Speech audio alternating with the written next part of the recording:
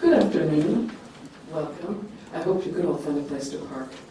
My name is Lucy Handley, and I'm the library's Adult Programs Coordinator. Today, the Ridgefield Historical Society and the Ridgefield Library are pleased to co-present this, Life in Ridgefield Before It Was Known as Such, from the 1670s to the 1740s, with tribal historian Drew Shuptar Rayvis. With missions that complement one another, the Ridgefield Historical Society and the Ridgefield Library have worked together on a number of programs. The Ridgefield Historical Society's mission is to preserve, interpret, and foster public knowledge of Ridgefield's historical, cultural, and architectural heritage. And the Ridgefield Library's mission is to be an essential partner in place where people discover, question, learn, and connect. Without further ado, please welcome Mr. Shuptar Rayvis.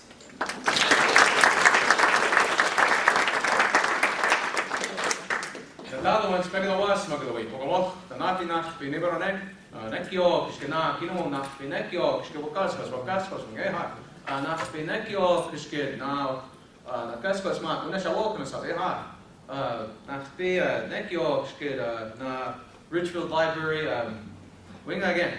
I'm called Blackburn, Pokemon person and man I am. I'm thankful for you and I. I'm thankful for the day. The day is good. I'm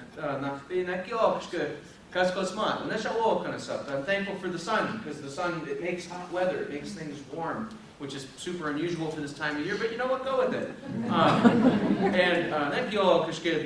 Ridgefield Library, I'm thankful for the library for hosting this program. I'm honored to be here. I am not a tribal historian. I'm the Northern Cultural Ambassador of the Pocomoke Indian Nation. I am not my tribal historian. I'm the Northern Cultural Ambassador of the Pocomoke Indian Nation. My tribe's territory is all of Somerset County, Maryland, parts of Wicomico, parts of Worcester County, Maryland, parts of Sussex County, Delaware, and parts of northern Accomack County, Virginia. So today we're going to be interpreting Algonkian life here in Ridgefield. We're going to focus primarily on 1690 through to around 1715. We can expand a little after that up to, I figure, let's just do the land purchases, and your land purchases stop around 1739. But our big focus is going to be from 1690 to 1715. So if you guys are curious about anything I'm wearing, anything I have on, anything I'm not wearing, anything I have here displayed, please feel free to ask questions and take a look. And I will mention, because we live in some of the strangest times in human history, and I cannot, speak for prehistory, because we live in some of the strangest times in modern history, please feel free to ask me whatever you like. I'm not going to get offended. I'm not going to write bad things about you on the internet. I'm not going to key your car or pop your tires. I'm going to answer your question like an adult. So I strongly feel that if we don't ask these questions, if we don't learn together as a community, as a group, we don't move forward as a group, as a community. And if we're too afraid to ask questions that we think are offensive, that we think might upset somebody, we're never going to learn as a community. And I'm a strong enough man and individual that I'm not going to cry, I'm not going to have a meltdown. If you say something that I find, slightly offensive, I'll just answer your question like an adult. Does that make sense to everybody here? Good. Refreshing to hear from someone in their 30s. But Can you also tell us if you do something offensive? Sure, you really can't. I mean, I have a very high tolerance, ma'am. So please, there's nothing you can do that really will upset me. I'll just laugh. So yeah, if you're just anything I'm wearing, anything I have, anything that's displayed here, and if you need me to point out, you see something, and you can't really see it, I know it's not the best circumstance, please, I'll hold it up and ask if that's what you're looking at. So, yeah, so, yes, ma'am. Why is your face that color? That's a very good question. So if you were to have been at the first purchase of Ridgefield, September 30th, 1708, you got to meet Katuna, you got to see Nora Necker, you got to see everyone on the purchase. What was very common for non-Christian Indians was painting our bodies and painting our faces. So red, which is, my face is painted in a color called vermilion. It's not real vermilion. Real vermilion, which was a historic color used, is an oxidized version of mercury, which makes a brilliant, vibrant red, but it also makes you a little silly afterwards. But in the 18th century, in the 17th century, people did not understand the effects of lead and mercury in the bloodstream, so these things were being used by Europeans and Native people and Africans all over the world, and no one understood that they were actually horribly toxic heavy metals that, you know, get in your bloodstream and make you weird after a while. But so the color I have on is what's known as faux vermilion, so it's a color that's the same color as the real vermilion, but it's not made of oxidized mercury. Red was a very common color. Red is a color of life, color of the sun.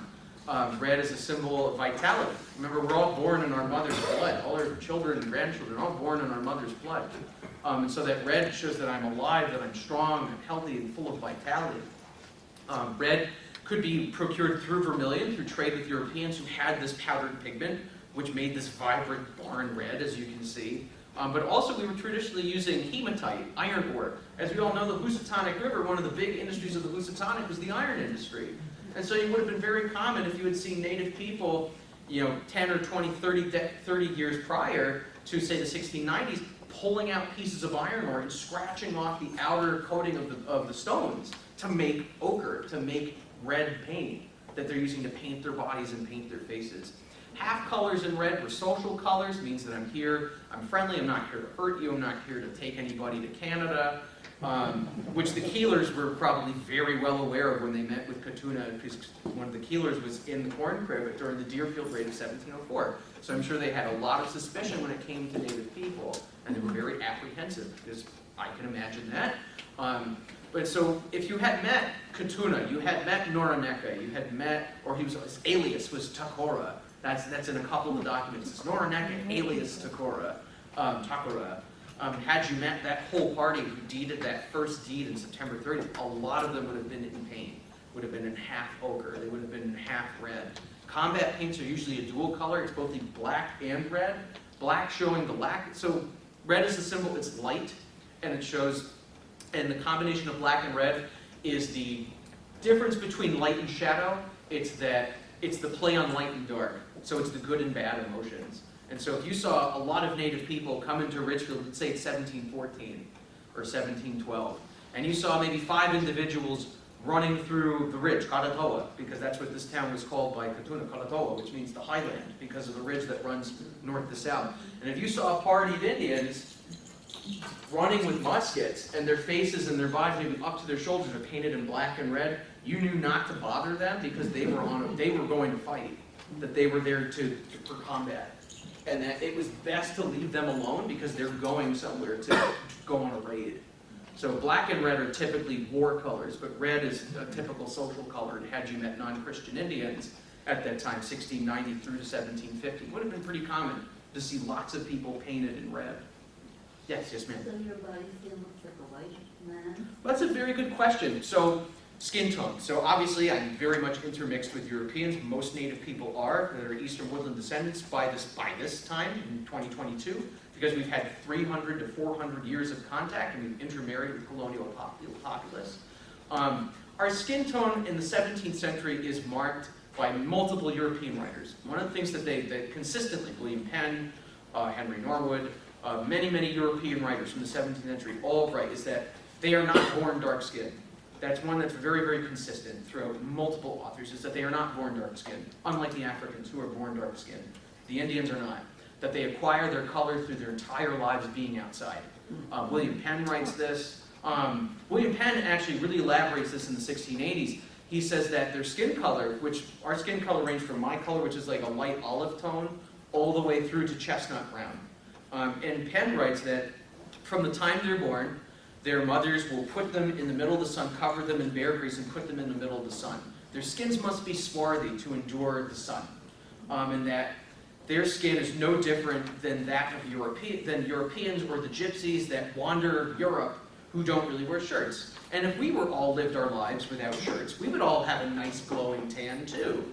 We would, if you spent your entire life from the time you were a toddler to an adult, your skin would be rather dark as well. But because we wear shirts, we have sunblock, we're able to counterbalance some of these things. So our skin tone really varied from my color in the wintertime. A lot of times the wintertime color of Native people is recorded as being a sallow, a yellowish white. But it went from a sallow in the wintertime to my color, which is kind of a light olive tone, through to tawny. Tawny is the one that's recorded the very most. And that's most Europeans, when they're meeting with Native people, it's in the middle of the summer. So of course, if you're already at a base light olive tone, you're only going to increase by the middle of July to tawny. And it only makes sense. And then you're covering yourself with bear or deer tallow, that's an SPF 1. You know, that's essentially putting canola oil on your body, so you're going to be rather dark. And that's just, and what the European writers of the time say is that this isn't a matter of genetics, it's a matter of science, that they're doing this so much that they build up this tan, that they build up this color to them, but that they're not born darker skinned. The ladies are born white. Yeah, or near, they say near white, but William Penn makes the distinction, and Vanderdonk, who's a Dutch writer, makes the distinction that they are not like the Africans, that they are not born to dark skin, that they are born nearly like Europeans, and that they darken over time. Yes, sir? Hair color and eye colors similar? By this time period, it actually is very varied. You have to remember, Europeans are living in places like Norwalk in the 1650s. Most of the Connecticut coast is anywhere from the 1630s all the way through into the 1660s. And so you have already intermixes with, and then you go to New York and it's 1624. You go to Fort Amsterdam and that whole area around New York City, that's all 1624 through even the earliest 1613. And we know by the 1630s there are writers, you read Grummet's work on the Indians of New York City. He said that, there were so many Dutch traders coming back and forth, and because these guys had been on a boat for so long, they hadn't seen a girl in a long time. Well, they would, like the Ricky Nelson song, they were traveling men. They had a girl at every port. And so there's actually recordings, and we actually can document this with the 1657 Treaty of Staten Island, where they purchased Staten Island. There were native people with blue eyes and curly hair. And there's actually an image from a treaty from 1657 on Staten Island. It shows what the Dutch had paid to the Indians for Staten Island. But what's interesting about the document, and I collaborated with the New Amsterdam History Center of New York City. I wrote them a couple articles, and they sent me this document. They were saying, check this out. These native people drew pictures of what they looked like, which is very, very rare. You almost always just get their marks. You get the symbol that symbolizes their name or who they are. These guys actually drew what they looked like. And the main guy is dressed like myself. He's in a breechcloth. He's in leggings. But he has shoulder-length curly hair. And he's distinctly drawn shoulder-length curly hair. So we can say for a fact that, yes, Grummet is right, that this intermixing is already happening. Now, typically, because of genetic bottleneck, you're going to have a lot of people with dark eyes and dark hair. And that's genetic bottleneck. But once Europeans start coming, Africans start coming, and Africans start intermarrying by the early 18th century with native people, you're starting to see native people with maybe dark brown hair. Or like my hair, which is nearly black, which is actually super dark brown, that it looks black, but it's actually super, super dark brown. But there were also recordings of native people with very dark brown hair, some native people with blue eyes. And it's recorded because of this intermixing with the English, with the Dutch, and with other Europeans. So by this period of 1690 to 1708, that kind of genetic bottleneck that was around in North America for 10,000 years is starting to break.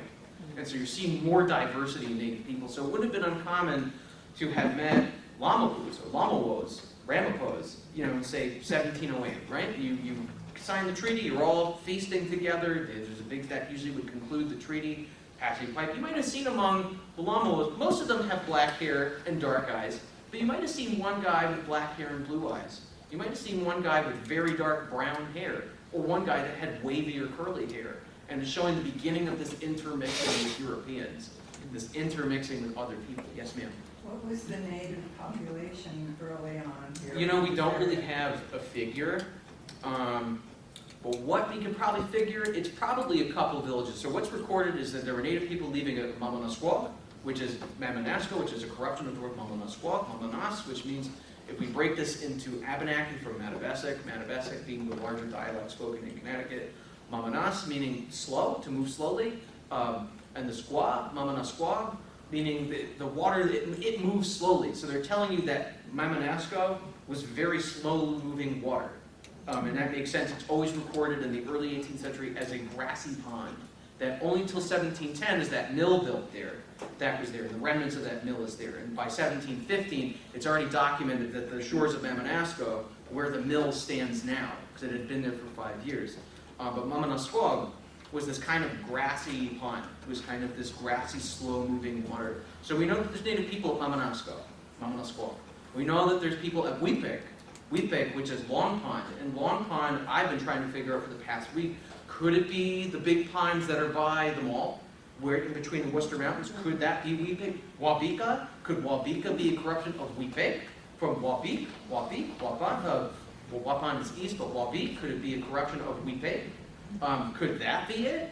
Because what we know is that in Narahatong, where Jacob Turkey is supposed to be from, Jacob Turkey and his mother, same with Moses. Could Moses Mountain in Danbury be named after the Moses who's in the 1727 treaty with Tequantus, Moses, Richard, Sam? All these guys are Christian Indians, mind you. They all have Christian names. But could that Moses be of Moses Mountain? So we know that there's the Niskope, there's the Weepig, the Narahatong, people who are living at these ponds. That's not what they call themselves, but that's the bodies of water that they're living at.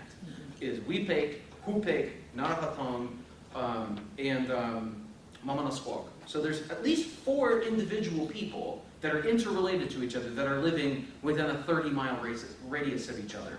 So that's your typical village is anywhere from 50 to 100 people. Your massive villages like Iroquoian villages are 1,000 to 2,000 people, and that's a massive village.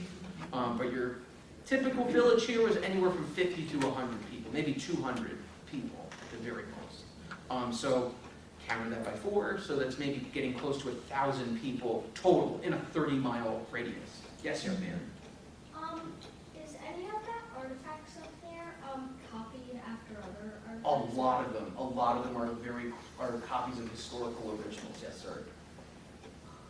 Almost everything I have. Yes, in the back. Yes, sir. So we recently visited the Bartow Pell Mansion, which is in the Bronx. Mm-hmm. And what we were told when we visited there is Bartow, this is going back, I think, 1600 or something. Yeah. He bought 50,000 acres, Yeah. and the price was 2 barrels of rum. Yeah. So my yeah. question is, did the Native Indians really understand what was going on? Yes, or they did they did. just think, we don't own it, so you're giving us something for something we're not giving to you? Right. It just seems like So- they were very biased. So you're an Irishman, out of curiosity? I'm English. You're English. Where in England, out of curiosity? Manchester in England. My family's from York. Oh. I'm a descendant of the Beethans of Highmore. Okay. We're from Westmoreland, which doesn't exist anymore. Well, I lived in Cumbria, which is Yeah, Westmoreland. so my ancestors, there's the remnants of their manor. Oh, It's okay. Beetham Hall, which is Cousins remnant. then. Yep, remnants there. Yeah. But anyway, so and you have to admit, the ideas that the English had of land, because the ancient English, the pre-Christian, pre-Romanified English, had the exact same concepts of land as native people. It was the Romans who said, no, Britain, no, Britannic, no, Celt, you must cut down these trees, you must do this, you must make this. The Britons you had to remember, were forced this Roman system, and so that's all they understood. For 1,000 years, they only could understand this Romanified system. They had forgotten about the way that their Celtic ancestors and Britannic ancestors viewed landscape. So by the time the English get here, they had this whole idea of land that was brought to them by the Romans, then the Vikings, then the Normans, and so this entire idea that, this is mine, unto my heirs, forever and always, because land in England was controlled by lords and nobility and dukes, and if you were a lower English, you owned nothing. So it was a big deal to have a piece of the pie, and to make sure in writing, because they knew, the Englishmen, of course, know how important writing is, that I have this in the document, that it is mine for my heirs, always, forever. And the Dutch were very similar, of course. What native people traditionally, what my ancestors understood was territory, was that you came to live here and we're sharing this territory and that you're giving me a tribute. And the tribute system was really widespread among Eastern Woodland people, that a new group comes in or a more powerful group that's going to control the area. So say, for instance, let's just give an example. So this is not historically accurate, it's just for the sake of argument. So we're a bunch of Lamaloas, we're a bunch of Ramapos, and a party of Mohawks come down, about a party of 200 individuals. They say, listen, if you don't give us a tribute of 6 fathoms of wampum this time every year, we're going to burn this place to the ground and take all your women and children back up to our village. It's your choice. And this is, based loosely off of a variety of other situations.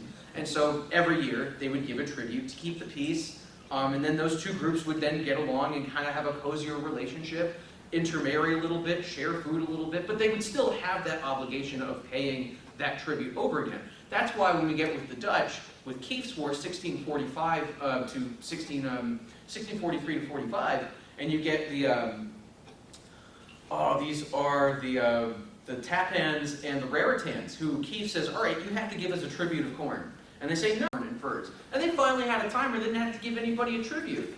And so when the English get here, this idea of them purchasing land, what native people thought was that they were going to give an annual tribute every year. And that also, that things like hunting, fishing, trapping, harvesting wild foods, plants, medicine, this is a communal right.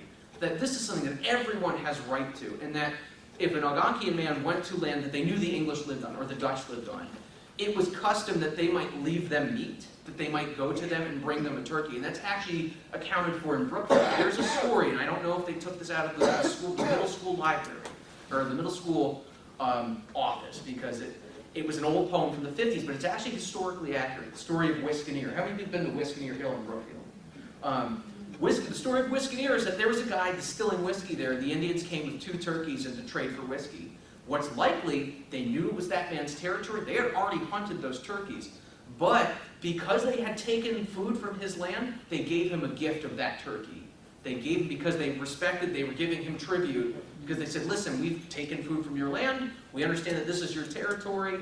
We're going to take, here, have, and then inclined, they are given bottles of rum. Rum are mentioned also in the 1727 Treaty of Ridgefield, which is mentioned about 18 shillings or 18 pounds, 2 guns, 2 bottles of rum. Rum was one of our great destructions as Native people. It was one of the things that completely ruined our lives and ruined our communities to the point, and you read a lot in the 17th century, going from Maryland all the way through to New York, that our young men who we couldn't hunt and fish and trap, we were losing our land, we were losing everything, that we would drink. And we would drink and we would get so drunk, and you know how young men, I'm 30 years old, you know how young men get when they drink. They get aggressive, especially when they've lost everything. Think of how hard the Irish fight, especially when the Irish, full of the water of life, Abishai. These men were angry, and it's not good to drink when you're angry. And so it's recorded heavily that some of these young men would go out and burn down farms. They would take captives. They would kill a lot of people because they were so liquored up and they were so angry. The chiefs write to the government. They write to the governor of New York. They write to the governor of Maryland saying, we cannot control our young men. They will not listen to us. Our words are deaf to their ears. And they ask them continuously, the Esopus do this, the Piscataways, the Piscatala, the Piscataways do this in Maryland, stop selling us rum. But the Dutch had really no law. To answer your question, the Dutch really had no laws on the rum trade, and they were doing it anyway. Neither did the English. The English also viewed that alcohol was a commodity, that this was a commodity also equivalent to money. And that, because you have to process alcohol, you have to make it, you have to procure it. And so it was perfectly legally acceptable in many cases if Native people came to your farm and looking for a job. They're living, they know that if they work for you, that they might get a few shillings, because they understood by the 18th century they were being paid in coin. They understood that Europeans valued these coins and that you could buy things with these coins. But it might be that that European farmer, they didn't have the coin because they couldn't mint anything here. They did have brandy. They did have hard cider because they've been pressing it. They've been doing this all winter. It was equal in the English courts, and the English monetary system was perfectly equal to that said amount of 18 shillings or 5 pounds or 5 pence, whatever the work was worth. So they would pay them in alcohol. And it was perfectly legal at that time because it was equal amount to what they were doing.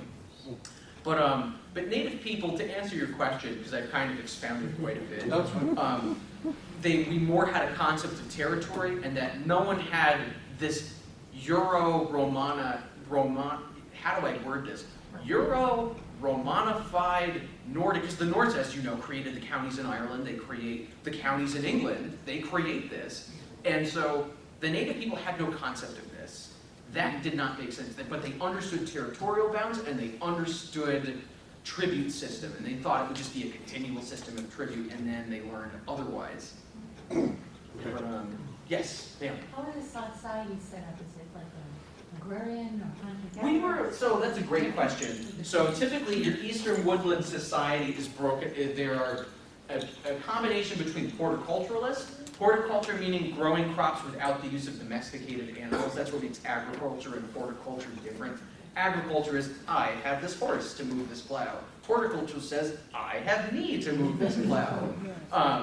And so we were traditionally horticulturalists, so all of our plowing, all of our tilling. That's why you read in a lot of documents, hoe blades are always asked for in the 17th century, because you need to plow up the field. You need to plow up the land, you need to till it in order to grow your corn, beans, and squash, which is the bulk of your food. That's why when Europeans, when they waged war with native people, it didn't make sense to kill warriors. It made sense to burn their cornfields down and starve them out, which is what they did in Europe. They've done in Europe for thousands of years. That's why the Irish eventually grow potatoes, because you can burn wheat. You can't burn a potato that's underground. And so, yeah. And so, you know, hoe blades are one of the things that you read. So we were horticulturists, but also sustained ourselves through hunting, fishing, trapping. You have to remember, the Algonkian people lived a very feast-famine lifestyle, and that's very well recorded from the English and the Dutch, that they lived this very feast-famine lifestyle, where in the summertime you're hunting, there's plenty of animals, there's plenty of green things that are growing, you're picking things from your garden that are ripening as the months go, picking berries, eating wild greens, fishing, you're shell fishing, you're doing all these things. But every day when you're procuring these foods, you have to constantly keep in your mind that you have to prepare food that will last for the fall and the winter time. So if you saw a party of native people fishing on the Norwalk River, right? You might see, and this is say mid-July, or early August rather, and you might see them eating the fish as they're pulling it out of the water. You might have seen, though, several racks of people drying fish out and making fish jerky, because that fish jerky is going to be reconstituted dry food that's going to be eaten in the late fall and in the wintertime. So constantly you would see native people eating animals, but also drying them out and drying plants, drying gourds and squashes out so that they had food in the wintertime. What we know is that the fall was the big time where there's lots of food, the deer are fat, there's lots of food. Native people, we're all, husky looking because we're eating a ton, but by the end of the winter, we're all skin and bones because you've run out of your food. And then the cycle continues, and then the spring happens, we're able to plant new crops, and the fish runs come in, and so the fishing then continues. The cycle moves over and over, but it's a very feast-famine lifestyle. There's a quote from the 1750s, it's called School Walk, which was about a man he was English, and he was taken in the 1750s by a party of Mohawks and Lenapes. And he's living in this family in the Ohio country. He's in Ohio in the 1750s, and it's the middle of winter. And he's with his family, and they say, listen, like, we're gonna die. We don't have any food, like, we're gonna die. And like, Creator has put this issue before us, and it is his will. It's Creator's will that, we have lived as long as we have, and that we must endure this, and that, if you can find food to hunt. But if not, we shall starve, and that this is our lot. And like, it's that kind of, whoa, like, kind of, you're constantly thinking that I could run out of food, like that starving was such a normal part of existence that Creator, makes us to suffer in that sense, and that we then appreciate those things when we have them even more. So it's this. So you would have seen that a lot of native people hunting, fishing, trapping, but also storing, drying foods so that they had them throughout the year. They wouldn't migrate to an area? Yes, they would. So it's a 30-mile radius. So you would have seen native people in Ridgefield going into the coast of Norwalk to clam and oyster and lobster, eating all those things fresh, but then drying lots of them out.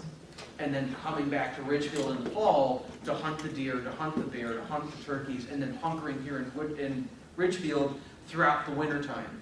And then going back to maybe the deep parts of the Norwalk River to go and fish for the shad runs that were coming in, June, or end of May into June. Yes, ma'am. Could you give us a little background on you and how you ended up being here today and where you come from? Sure. Well, I was born and raised in Brookfield. I live in New Milford. My family's all from southeastern Pennsylvania and Maryland. My father lived here in the 80s, and my mother's from Pennsylvania. Both my parents are from Pennsylvania, but I and my first cousins are the first not to be born in either Pennsylvania or Maryland in 300 years, so I'm relatively new to New England. But I grew up here. And I was always a kid, you know, my ancestors guided me as a little boy, because my family didn't know who they were. They had lived in the same place for 300 years, you know, they were just a part of the population. They were as much a part of the landscape as the trees and the rocks were. And that's kind of how it was always told to me, that we've always lived here. And so, you know, for me, growing up so far away, my ancestors said this little boy needs to remember who he was, so I was always outside. I was always in the forest. I was always watching animals, watching them move, tracking them, and learning those. I got into primitive skills really young, got into that, you know, but I was always just out and about, out in the woods, and then at 15 years old, I saw 1992's Last Mohicans for the first time, and I was sold. I said, I gotta get into this, and I was 19 years old when I did my first living history event in Litchfield, and I'm 30 now, so it's been 10 years I've been doing this. So that's kind of the very quick version. Yes, sir. At what point in history were the Europeans able to communicate with the villages, and how was that done? Did each village have like an interpreter that was sent to live with the Europeans? Dynamite question. So that's kind of what I love about this time period, the 1690s into 1708 or 1715, is that you do have this intermix of society. Now what's really recorded is that some of these Indian traders, depending who they were, some of them could learn the Indian languages. Some of them could speak them moderately. My favorite one is there was a man named Jenkins Price who was a trader with my tribe. And Jenkins Price had another interpreter named Jack with him, and Jack was Pamunkey. And what was said of Jenkins Price is that, quote unquote, he could speak broken Indian, was how it was described. So think of really bad Spanish, like, and that's kind of like I know what you said, but man, it sounded like a bottle of glass falling on the ground. And so there were these traders, and so Native people often, we spoke multiple languages. So especially by 1708, there were lots of Europeans in the area, and we were learning English. We were learning English in order to trade with people. There were pidgin dialects that people spoke. In New Jersey, we know of a Lenape or Dutch pidgin dialect that was spoken colloquially in parts of New Jersey.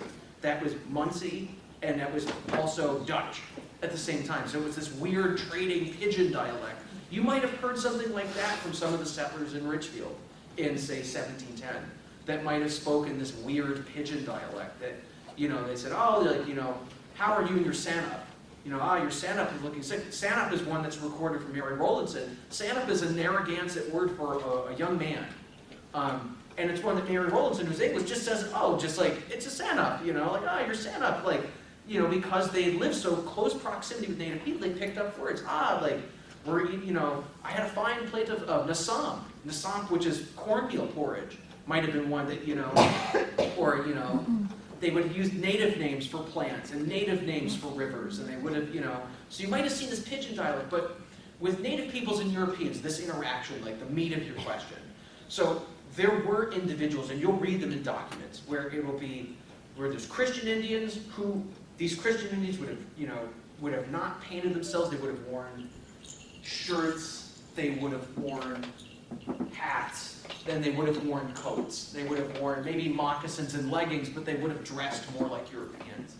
And these guys probably spoke, think of our modern Hispanic population who comes directly from South America, and because I work with individuals from Ecuador, and think of those who can speak English very well, but it's heavily accented, and you can understand what they're saying. It's very clear, but it's heavily accented.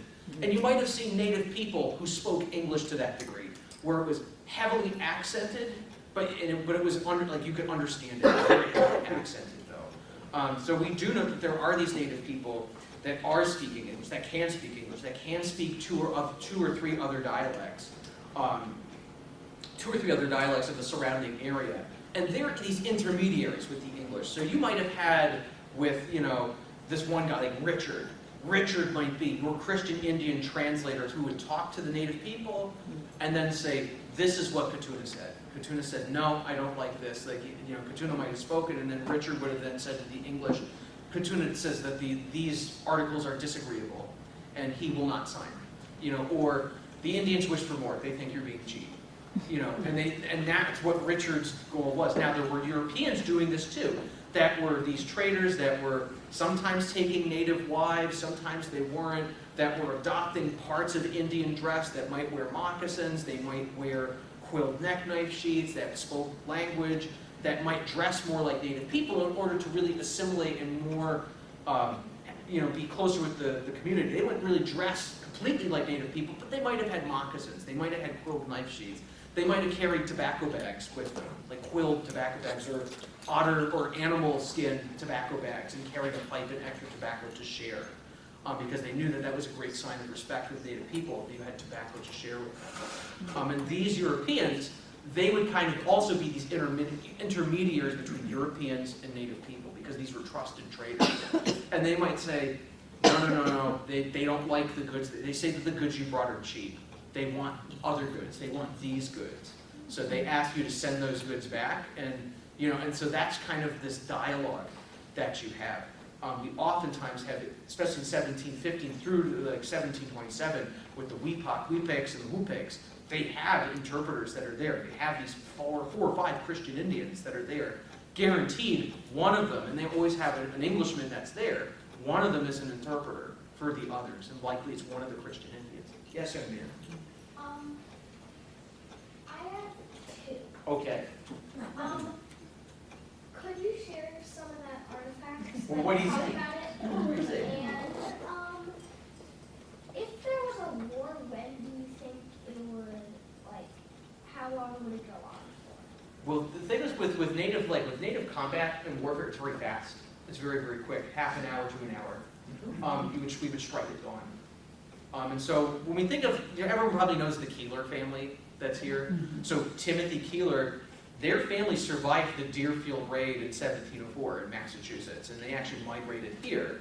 And so I was thinking about this, reading about the land purchases, how much, I don't know if contempt is the right word, but suspicion and maybe slight fear that the Keeler family might have had when they met Katuna and Orinoco, because they watched the Indians completely burn down Deerfield, take 120 people and bring them to Canada. I guarantee he didn't have the rosiest feelings towards Indians. But I wondered if Timothy Keeler was kind of, standoffish. Was he maybe slightly aggressive? Because he had a kind of backstory. He had a history with Native people that kind of made him not as receptive to them. That kind of made him maybe a little aggressive, because he watched his whole town and people in his town get wiped out by the Indians and the French. But typically what would happen, and this never happened in Ridgefield, the relations with Native people seem to be pretty good as far as the records show. I mean, the records even slightly indicate that the Ridgefield people were selling the Indians illegal contraband goods, which is like, that's kind of a buddy-buddy thing to do, like, because they put in a couple documents, they put in their writing, they say, a valuable sum. What is this valuable sum? It's just a valuable sum, equating to this. Don't worry about it. Don't worry about it. So what could that be? Well, the English had prohibitions on firearms, shot, powder, alcohol. So we can gather that they're probably giving them all four things, and they're not allowed to report, but don't worry, it was a valuable sum. They were happy. But what would happen? So say Ridgefield was going to be attacked, right? One of the reasons that we find that where towns are attacked is that there's an issue. So we were talking about land, you and I. And so one of the oftentimes things that happen that often start combat would be someone is out hunting or fishing on somebody's property, somebody's picking a piece of fruit off a tree, an Englishman sees this, sees the Indian, and bam, fires and kills them, dead on sight. Because in the Englishman's mind, you're stealing from me.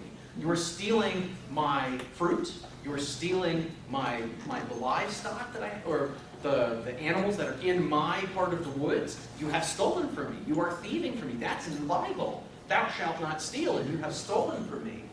So the Native peoples who believed that this was a communal right, that this was something that no one had the right to take these things, they would ask for justice. And oftentimes we read in the court records that these people were not handed over to the Indians. The Native people were known in combat for, it's constantly written how we were a revengeful people. This is written about our ancestors multiple times. That we considered consanguinity to the 8th degree. And consanguinity to the 8th degree, an injury from generation to generation. They are a revengeful people. That's directly out of Isaac de Rossier's letters to Samuel Blomard, 1626 to 28. But he writes that exactly. And this Hammurabi code of justice, where you have harmed me and I shall harm you, was very, very common throughout the Eastern Woodlands from the 17th century all the way through well into the 1700s. So what would happen would be a party of warriors would demand satisfaction because they would demand an eye for an eye, a tooth for a tooth, this Hammurabi code of law, that justice must be given. And so a party of warriors, maybe about 5 to 10 individuals, men my age, 30 years old into their 20s, you might even see a 16-year-old with us, painted up black and red combat paint. Some of us might have had tomahawk, we might have had iron axes with us by 1708 or 1690, we might have had iron axes with us. One person might have had a bow with them, they might have. But you would have also seen lots of guys with muskets. And at dawn, so we would have gotten up maybe about 3, 4, 5 in the morning, 4 in the morning, got painted up, did our rituals for combat, got everything ready, and we would have headed out. Native people were known to walk 30 miles in a day. That was standard travel, 30 miles in a day. And so we would get there, strike at dawn, hit the houses we wanted to hit, light them on fire, kill who we needed to kill. Usually it would be maybe not that individual in particular. If we knew who the individual was, that person was probably going to die. But we might also strike an individual who is the same age as that person. So you might not be the person who killed that guy, but you're the same age as he is. And so that your life is equal to his. And so, but your son, your grandson there, your grandson's valuable. Your grandson, he can be made into an adopted native person. And so you might see a warrior extend their hand to you and ask you to come with them. They might put their hand on your shoulder. And that was all the whole action of captivity. And they would have taken this kid, and they would have grabbed him by his hand and told him to walk, told him to come. And they would have taken him. There's also recordings of Native people holding children on their shoulders and running with them and taking them with them, because this child is now important. How old are you? About 6, 7? 7. So you're young enough that if you lived with Native people, you would forget English eventually. You wouldn't ever have to go back to school. You get to learn to hunt, to fish, to trap. You get to play in the woods all day. You get to learn how to make bows and arrows. You get to learn all these new different things. And so by the time this young boy becomes a 17-year-old young man, all he knows is how to be a Native American. All he's ever experienced in his life is being a Native person. And so you would see the 16-year-old, 17-year-old boy who's clearly of European origin, speaking fluent Munsee at people and dressed in a breechcloth and leggings and part of the community, and had a Native wife and had, part of the community, because he was now replacing someone who had died of sickness or disease or warfare. And so that child is very valuable. And so many of these raids, children between the ages of 7 to like 10, from 5 to 10, are often taken, boys and girls, to be adopted into the community. Women as well are taken.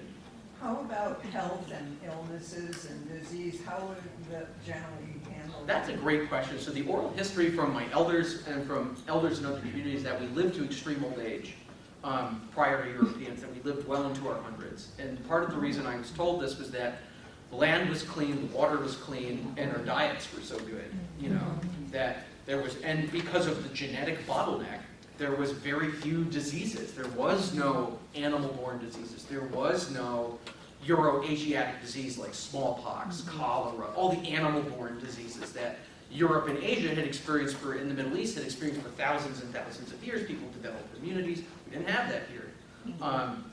And so what archaeology tells us, it's a little bit more closer to reality.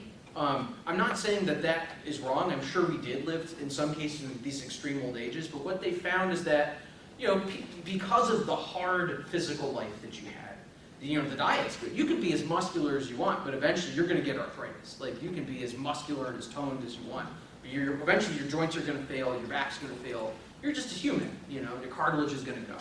And especially if you're paddling canoes, you're lifting nets, cutting wood, and you're doing it all with stone tools, your cartilage and things, you're going to get arthritis. And so what archaeology tells us is that we lived into our 50s, like 50s and 60s. So we had a kind of general lifespan, 30s, 40s, 50s, and also with increased warfare, you might see the age of people start to drop. So you might see less older people, because warfare and diseases are killing people. If we're going to believe the Nanticoke figure from 1600 to 1700, disease wiped out happened every, smallpox epidemic happened every 15 years. wiping out 50 to 100 individuals. And this happened from 1600 to 1700. So by 1708, if this figure is correct, there's not a whole lot of people that there, and especially smallpox, these diseases affect the old and the young. So you might see not so many older people. But typically, you might see people in their 50s and 60s. You might see when they were older people. But there are, our oral tradition tells us this, and there are accounts of this, of some native people who lived to be in their hundreds. And it was recorded that they were, and our oral history tells us that they lived to be really, really old. And that this was something because they lived such a healthy, good lifestyle. But typically, it was pretty similar. Yes, sir. Well, what did a typical Indian house look like? I know it was probably temporary, wasn't it? Right. They were moving around. So, another Englishman. Man, you guys are one at a time. I don't know how long you're going to take Ridgefield back for the crown. But, I mean, you are the right king. It is King Charles, Charles III. So, I mean, it is the right line of kings. I mean, this is all during the period, I believe, of Charles II. I believe he's king at this period in 1708. But, so, one of my favorite quotes, and this is from like the history of Connecticut Indians, and I forget what Englishman wrote this, but he said, their houses resemble that of the wild Irish. That's one of my absolute favorite quotes, because what they saw was these reed-covered wigwams. So there were three different kinds of houses that Native people had. You had, in my dialect, machikamak, or wichat, which is a long oval house. These are sometimes known as sachems' houses. These were around in Connecticut, around 30 feet long, 14 feet wide, generally. This was for the sachem, Sakim, or Sakima, Sukima. We know Tequantus was called the Wall of Sakim, the great sachem of the Hupeg. And it's actually recorded that way in 1727. Tequantus, Wall of Sakim, of all the Hupeg. And it's like, that's really cool. And so, like, Tequantus might have lived in an oval wigwam, like an oval house that, if he was living by the coast, might have been, or by a big swamp, or a big pond, such as Mamanasquag. If he's living that has lots of cattail reeds, they might have covered that lodge in mats, woven mats of cattail reeds, maybe 2 to 5 layers thick. So we're talking a layer that's maybe this thick of mats. If they're living more inland, they might have mats on the inside in the wintertime, especially this time of year, for insulation, but bark exterior, so sheets of bark that are going to be the exterior of the house. So it really depends on where people are living, what materials they're using. Your typical mom, dad, 2 kids is going to be living in a smaller wigwam that's maybe 10 feet wide or less, 10 to 8 feet wide. They're not super wide, 10 to 14 feet, maybe about 10 feet wide, and about maybe 7 feet tall. And they spread about, from here to about here. And they fit about mom, dad, 2 kids, and a dog, and like all the stuff you need to live with. There are much bigger ones by the 18th century. There's actually an image from, he was an English missionary, but he showed that this guy had a chest of drawers, he had a bureau, and it really did. His wigwam was quite large, and he actually had European furniture in his wigwam, which is like, this is the stuff I drool over, because this is the kind of stuff that's real, that that you could have walked into a wigwam of a high status individual by the early 1700s and seen bits and pieces of European furniture in a wigwam. The last place that you would think, oh, well, there's a very nice chest of drawers. Like, oh, that weight. Oh, look at that lovely British farm scene upon that, that chest of drawers. But we know that some of those things did exist. So the sachem's house is longer too, because it's a council house. It's where everyone has council in this house, and maybe that's where they're also getting, resembles that of the wild Irish, because they're framing their houses in reeds. And that could be maybe why. They're kind of saying that that's why it looks this way. But it's also a council house where people meet. Generally it has 1 or 2 fire pits that are inside the house. All the smoke goes through one central chimney. But it's also a guest house for individuals. So when people came to trade with Native people, they would stay in that house. So for my tribe, the Pocomoke Indian Nation, there was a man named Henry Norwood, who was the cousin of the governor of Virginia, Governor Berkeley. He stays with the sachem, the Widawans na Kikutank, the Kikutank sachem, the Widawans clan chief. His lodge was 20 yards long, 18 to 20 feet wide, and had 14 fireplaces in it.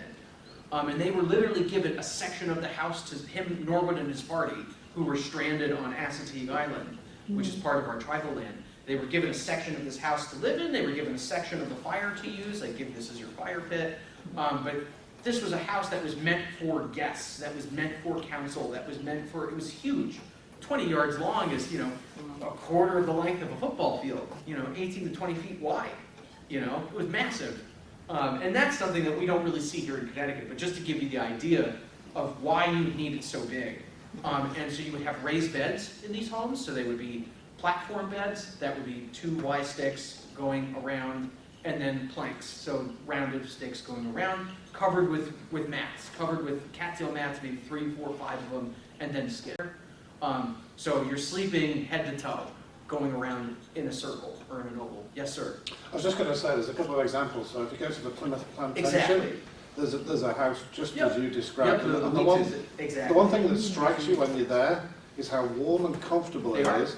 Because when you visit the, I guess the pioneers' Oh, houses, the Englishmen's they're houses cold are and damp. terrible.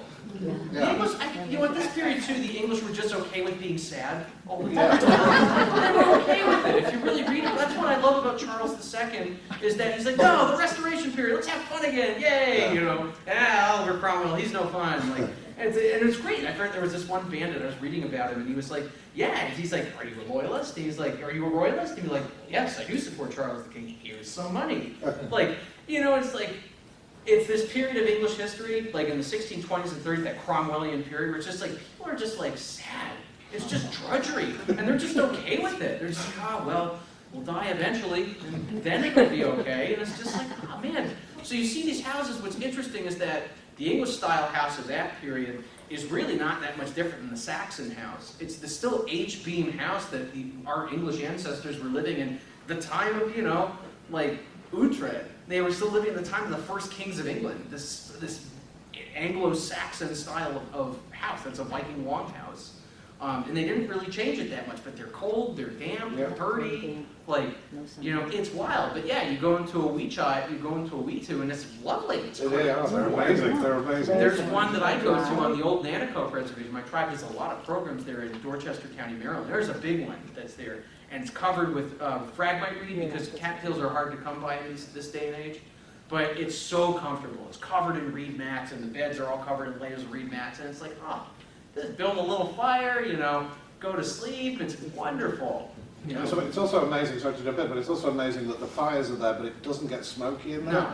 Whereas if you're in the colonial house, Because of the big English fireplace, which Yeah, it doesn't at that draft as well. time, in the end of the 17th century as well, there were so many fires in England because people were just like, I will build a chimney. Do you know how to build a chimney? Not really, but I have the idea to build a chimney. There was actually a point in the Tudor period where you had to have a license in order to build a chimney because so many people were killing themselves with fires because they were building them wrong, that so many people died that they were like, listen, you have to actually know how to do this. You can't just say, I shall build a chimney and it shall be great.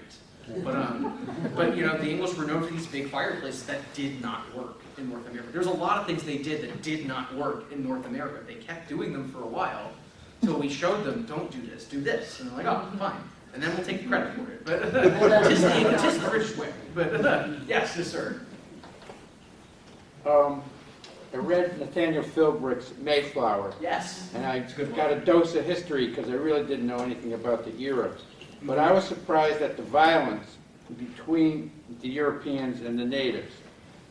We had King Philip's War, Oh, yeah. probably the most violent war in American history if you look at per capita dead. Yep. We had the Pequot Wars. I mean, so all of a sudden now they come to Ridgefield and everybody gets along? Well, I here's mean, the deal. was there any kind of conflict? As far as we know, no. But here's the deal. They're paying all the Indians for the land, and they specifically are mentioning that they're paying it. They're doing it. They're paying them in coin. You have to remember, too, by the 1690s, early 1700s, you're here, and you're kind of at the aftermath of all of this. So there is tension. But they also, the native people, here weren't really a part of King Philip's War's conflict. They were kind of outside of it. They were neutral, so they weren't part of that same baggage. But also, was there tension? Sure. I guarantee that there was tension at those trade deals. There was tension there. And that people were hesitant to put their guns to the side. They were hesitant, because it could have been bad. But, when you had interpreters saying, no, they wish to purchase this, and as we all know, English crown law said, and the English Crown, believe it or not, were on the side of Native people a lot. An English Crown law said that you had to purchase the land from Native people, otherwise the sale is null and void. That you do not own this land, you cannot use it. So they had to make sure that they paid the Native people for this land, that they paid them fairly, and it had to be agreeable. And you'll read this in the documents with Ridgefield, that they said that these terms were agreeable. That someone said, and then you could argue, well, somebody wrote this. They actually write that the Indians then show up the next day to affirm that these terms were agreeable, and they go to the courthouse to sign their names. If these people don't understand what they're doing, if they don't understand what they're giving, why then are they going to the courthouse to sign their names to make sure that they get the things and they know what's going on? You know, that's the one thing you have to remember too. Native people are playing Europeans as much as Europeans believe that they're playing Native people. This is all one big game of chess. And so it was advantageous for the Ramapos, for the Lamawas, for many of the other Native people to play along with the English, to feel that they've ingratiated the English a bit. Because now, the English have no reason to attack them. They've treated them fairly. They've treated them equally. They've got no right to attack them. Some of the Indians they have, like the Amawags, most of them were Christian. And first of all, the English attacked them. They said, you've attacked Christian Indians. They are equal to us under the eyes of God and Christianized. You cannot buy the Bible. It is against the Bible to attack another Christian. And these people would be, in Connecticut law, it was illegal to kill a Christian Indian because they were a fellow Christian. And so it could be a huge court case. And so Native people were using Europeans as pawns in many instances to make sure that they had a better outcome on their end. Yes, ma'am? After the Norwalk settlers paid Chief Katuna 100 pounds sterling. That was Ridgefield. In Ridgefield, yes. Do we know how Katona spread that money among the Ramapo tribe? That's a good question, and I don't know if I have an exact answer. What I can imagine is that it probably was dispersed among the entire community. We know, for instance, this is a great example. So, during King Philip's War, 1675-76, most of this takes place in Massachusetts, parts of Rhode Island, parts of real eastern Connecticut. Even though Simsbury was burned to the ground in King Philip's War. We know that there was Weetamu, who was the sachem of the Pawcasset Wampanoags, was Weetawansqua, was a female sachem, I believe, of the Pawcassets. When Mary Rowlandson talked about, she had wampum wrapped around, girdles of wampum wrapped around her waist, wrapped around her wrist, but also when they did, there was a ceremonial dance they did, her leg ties had two English sovereigns. They were silver sovereigns on them that they used. She drilled a hole in them and they made that nice silver clang sound. And Mary Rowlandson talks about the two silver coins that were on her leg ties that were used to make a jingle. So it could be that they're using, some of these are high status pieces that they're now using as a medallion, they're using as a piece for a necklace. They might be using them as currency because obviously the English are telling, well listen, the English don't value axes and kettles and knives the same way you do. We value this, we value these coins. And these coins, because Native people weren't stupid, they obviously could understand that they say, well listen, you know, if I go to a town, like I could use these coins and buy the things I want. But they also could be using them for other objects that they have. So likely, Katona is dispersing this throughout the entire community. So you might have seen one person with a silver coin on a beaded necklace. That might have been the center part, and it might have been very polished so that it had a reflective shine to it. But we don't know. For sheer fact, we really don't know. It's not really recorded how he's dispersing that. Yes, yes, ma'am. Can you tell us, I may have the wrong period of time. Sure. I'm trying to remember from testing my kid on their history. Tell us a bit about the role of the beaver. By this time period, the fur trade's pretty much done. Fur trade peaks from like 1600 through to around 1660. We know, why is that? Well, we're to believe the Dutch numbers, because the Dutch were the major fur buyers in North America. The Dutch say by 1647, they were pulling out 80,000 beaver skins a season. 80,000. A season is from, end of November through to March. So they're getting furs in the springtime that are all harvested from the late fall into the winter. 80,000 a season. And on a bad year, 1,000 to 2,000. So it makes sense that by 1660, throughout the East Coast, from Maine all the way down to Maryland, the fur trade's pretty much spent. By 1700, there's very little for the thing. Unfortunately, the thing that we had was land. We didn't have furs to trade anymore. The colonists were already able to grow their food. They didn't need us to hunt, fish, trap for them, or trade them corn. Their food was already established, so they didn't need us for that. What did we have that was valuable to them that would keep them from killing us? Land. And so we eventually tried giving them more and more land. But there is some fur mentioned. Beaver is there, but it's much harder to get now. It's much because they've been hunted out. And that they are there, but there's not nearly what there was, 80 years prior, say 1610 or 1630. Not nearly what there was. You would see a lot more, if I can pull this up, see a lot more raccoon skins. You'd see raccoons, you'd see otters, you'd see muskrats, you would see turkey feathers, pounds of turkey feathers are mentioned. Chipmunk skins are mentioned, but turkey feathers are being used for down, and also for quills and for other things that Europeans needed. But the down of the turkey, using for down blankets and down. But raccoon skins are mentioned, chipmunk skins, bear skins, wolf skins, fox skins. So they're kind of these odds and ends kinds of pelts, but they're not really much of the beaver anymore. By this period, it's land that is the new form of commodity. And land allows us to get these guns, to get these kettles, to get these things that we want. Where in prior days we could use furs to keep the land, but give the furs. Yes, ma'am. So my question goes to, I guess, a time later. So you know how in other parts of the U.S. Indians had to move into reservations, right? Because they eventually were stripped of land and there were no more buffaloes and all that. So what happened over here? Like, how did if all the land? That's a great question. So we never left. That's one of the big myths that folks in Oklahoma and folks in other places will tell you that all the Eastern Indians went to Oklahoma or they went out west. That's a lie.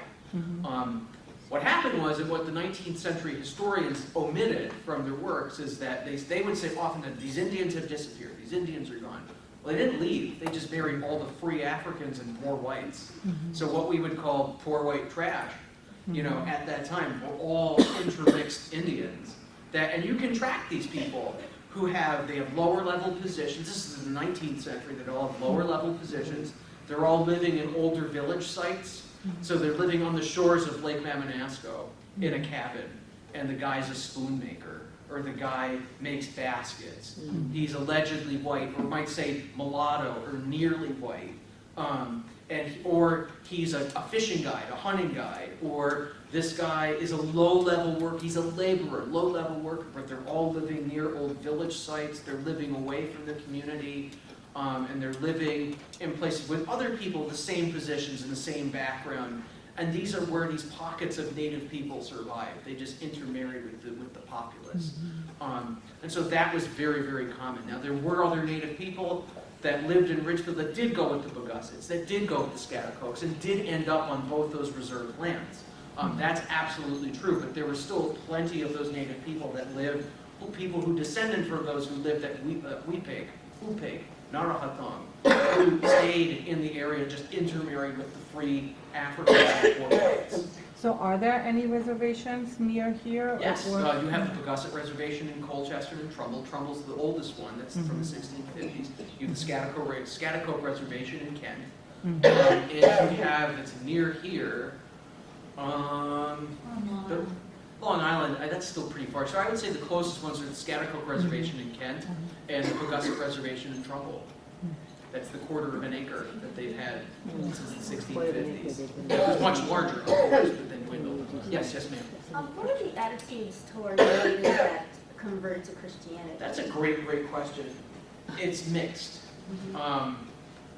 Some native people who are non-Christianized felt that they were abandoning their communities, they felt that they were abandoning their culture, they were abandoning a lot of things. I descend from a Christian Indian. I descend from a Christian Indian who intermarried with a Welsh Quaker and went to Eastern PA and migrated. And so some of these Christian Indians were viewed by native people as literally giving up being Indian and that they were no longer part of the community. There was a split with the Nanticokes that some of the Nanticokes had heavily Christianized. This is in Delaware. Some of them had heavily Christianized, and some of them did not, and they said that the big split was in somewhere in the 1700s. They said the ones who left were the ones who wanted to keep the culture and the language.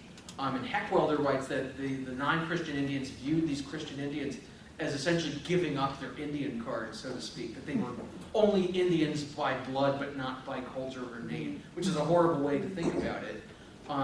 Christian Indians felt that this was the only way for them to stay on their homelands, and stay in the place that was literally their flesh and their blood, that literally was the place where their ancestors had been born and buried for 10,000 years, and that this was the only way to stay here, and this was the only way to have that connection with that landscape, was to stay.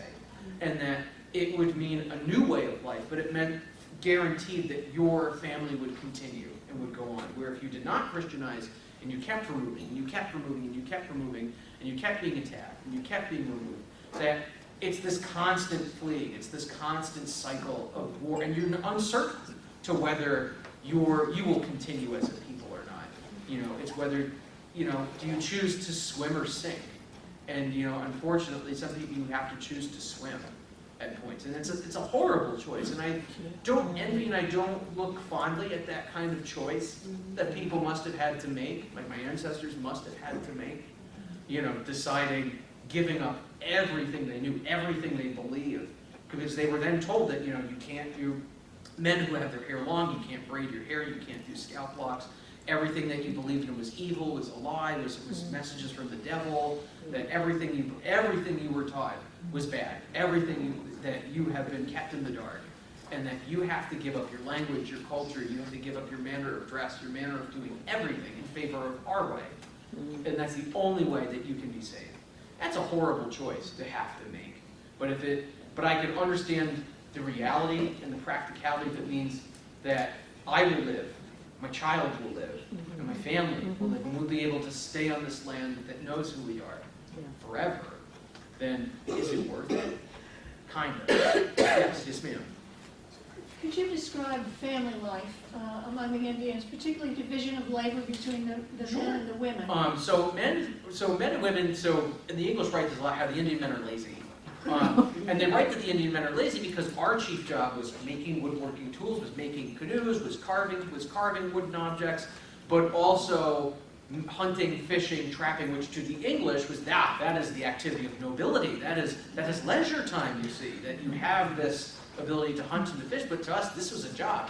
This might take an entire day, this might take an entire week to bring back enough meat and fish and game to bring back to the community.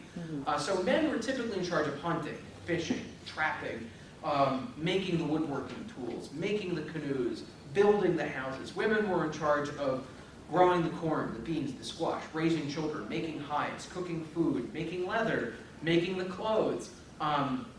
Men and women had a very equal dichotomy of work. It wasn't that, you know, and older men were known for working with the women when they couldn't go out and hunt anymore. They couldn't go out and be with the younger men. They would work with the women, and they would till the land, and they would till the field, and they would help take care of the children, and they would help with those things once they were older. Children would also help. Boys, by the time they were, 12, 13, were considered, 13 were considered young adults and would go out hunting with the men. And young girls would go at 13, 14 with the women, and they would start doing, like, boys and girls really started to learn these skills by the time they were 5. But they're real, like, we're depending on you, kid. Like, it's time you're like 13 or 14 is where they actually needed, that help. And, a young man your age would be learning to hunt squirrels and chipmunks and raccoons, and you'd be learning to skin them out and to tan them, and you'd be learning all of those things. But so you have this dichotomy of work that's there. Let's see. Yes, ma'am. From whom did you learn your language? I learned it myself. So my cousins were rebuilding our dialect, which the Pocomoke language historically is comprised of 3 languages. It's largely Unami, which is the southern Lenape language, which ranged from south of the Raritan River into the eastern shore of Maryland, Nanaco, and Lenape. So the dialect I've been speaking to you in is Lenape, which is a dialect that was spoken in the eastern shore of Maryland, all the way into coastal eastern Virginia. And so that dialect was rebuilt by a couple cousins of mine. who spent, in 2013, compiled this language and recreated this language. And I actually teach the language for my community, and so we're rebuilding this language. We're rebuilding our dialect, which is... That's very Yes, young man. What is that instrument around your neck? Right here? Yes. It's my knife. Oh. And so that's one of the And so knives are one of the first things that Native people wanted from Europeans. You know, prior to this, we were using stone knives, knives that had stone blades, copper-bladed knives for very high-status individuals. But iron knives like these were one of the things that Native people wanted immediately from Europeans. And we were getting them from sailors, we were getting them from merchants, we were getting these big land sales. Knives are always part of that deal. Why a knife? Because you can carve wood with it, you can skin animals with it, cut fish and gut fish with it. This is an English-style trade knife that dates to around the middle to late 17th century. It's a reproduction made by Ken Hamilton. But it's pretty typical of a knife that you might have seen Katuna, Norineka, Tequantus might have worn on a quilled neck knife sheath. But these were very, very common. These were things you would have seen every Native person by this period, the 1690s into 1715. Everyone would have had a trade knife, either English or possibly French in origin, if they're trading with other people, which the English did not like. But yes, ma'am. When did the Indians realize that land selling to the Europeans was a one-way deal that would last forever? Probably the middle 17th century, middle to late. How did they react to that? What do you do? You're surrounded by these people who are heavily armed and have all the access to powder and shot. What do? You got to play ball, and you got to play your cards the best you can play them. And you got to play what you got. So our ancestors weren't stupid by any means. They were very intelligent individuals, and they were just as manipulative, conniving, intelligent as any European tactician of the same period. You know, the intellect that Katuna Tequantus must have had would have been wonderful to have seen and practiced. These probably very intelligent men. In order to have the position they had to understand that diplomacy. They had to understand that interconnected relationship with Europeans. And so what do? You know that by, giving them what they want, it might mean peace for another 5 to 10 years. In that 5 to 10 years, that's enough time to plan and to figure out what you want to do as a community. If you want to move, if you want to stay, if you want to Christianize or not Christianize, you can figure it out. But they also, get to know those Europeans. They get to know who they are, who their families are, where they live. Because that way they can kind of guesstimate and figure out what kind of people they are. And they might figure out, we can ask Kellogg to do this because he's not the kind of guy who will question it. We can ask him to give us these things because remember last fall when we gave him a turkey when his family's cow died? He owes us one. If we asked him for powder or shot, he owes us one. And, so it was a kind of very much this give and take. And so we realized this most likely by the middle to late 17th century, but what do? There's not much you can do when they're an opposing force with a lot more guns, access to all the shot and powder. You can't make gunpowder. You can't make lead round. They have access to all the lead, so you can't make your own ammunition. You have bows and arrows, sure, fine, but they've got firepower. And they've got a lot more people that aren't getting sick nearly as fast as you are. So what do? So it's one of those things that you have to really play this chess game. You have to really play it and play it the best you have. And that's unfortunately kind of the name of the game of that period. Yes, sir. So move that forward from 1708 to 1776, if you could. Sure. Where did the Native Americans fit in? Were they... You get a lot of people being pushed into like Ohio and Canada, and then the Native people who stay in this part of the country have all Christianized by that point. But did they favor the Brits, or did they favor the... The Christian Indians favored the Americans in 1776, because they were all, remember, they're all Christians, they're all united, they considered themselves, members of that colony and that state. Remember, they're just as Christian as the European guy who's been here for 2 generations. They're just as Christian and they think the same ways of like Daniel Ninham. Daniel Ninham probably thought the same things of patriotism as, the patriots that lived across the way from him in New York. They had the same ideas of patriotism. they were both allied. They were both brothers in Christ. And so they were allied in that sense. Where the Indians who had not Christianized really were allied with the British because they said the Americans were just devils with swords. That these guys had no laws, they wouldn't listen to anybody, and that the British at least were the devil you knew, and that they would at least stand by their laws and stand by their king. And if their king told them, if the real British, their king told them, you cannot settle here, or if you do settle here, you have to pay them the kind that would listen to it. And George III, believe it or not, actually really listened to Native people. And he really tried to be an ally to Native people. He met with Tyondenega, Joseph Brant multiple times. He met with Daniel Ninham, sachem of the Wappinger, multiple times. And it's recorded that when George III met Tyondenega, met Joseph Brant, he did not kneel before George III because he said, I am your equal. I'm your equal as a sovereign. I will not kneel. And George III took it, and that was the kind of monarch he was. And so the British, so there were lots of Native people who saw that the British would be in that way, that the British would follow through the laws of their king, but that the Americans had no law, that they would just do what they pleased. Yes, John. Could you all show, take up some of the stuff or Well, what do you say?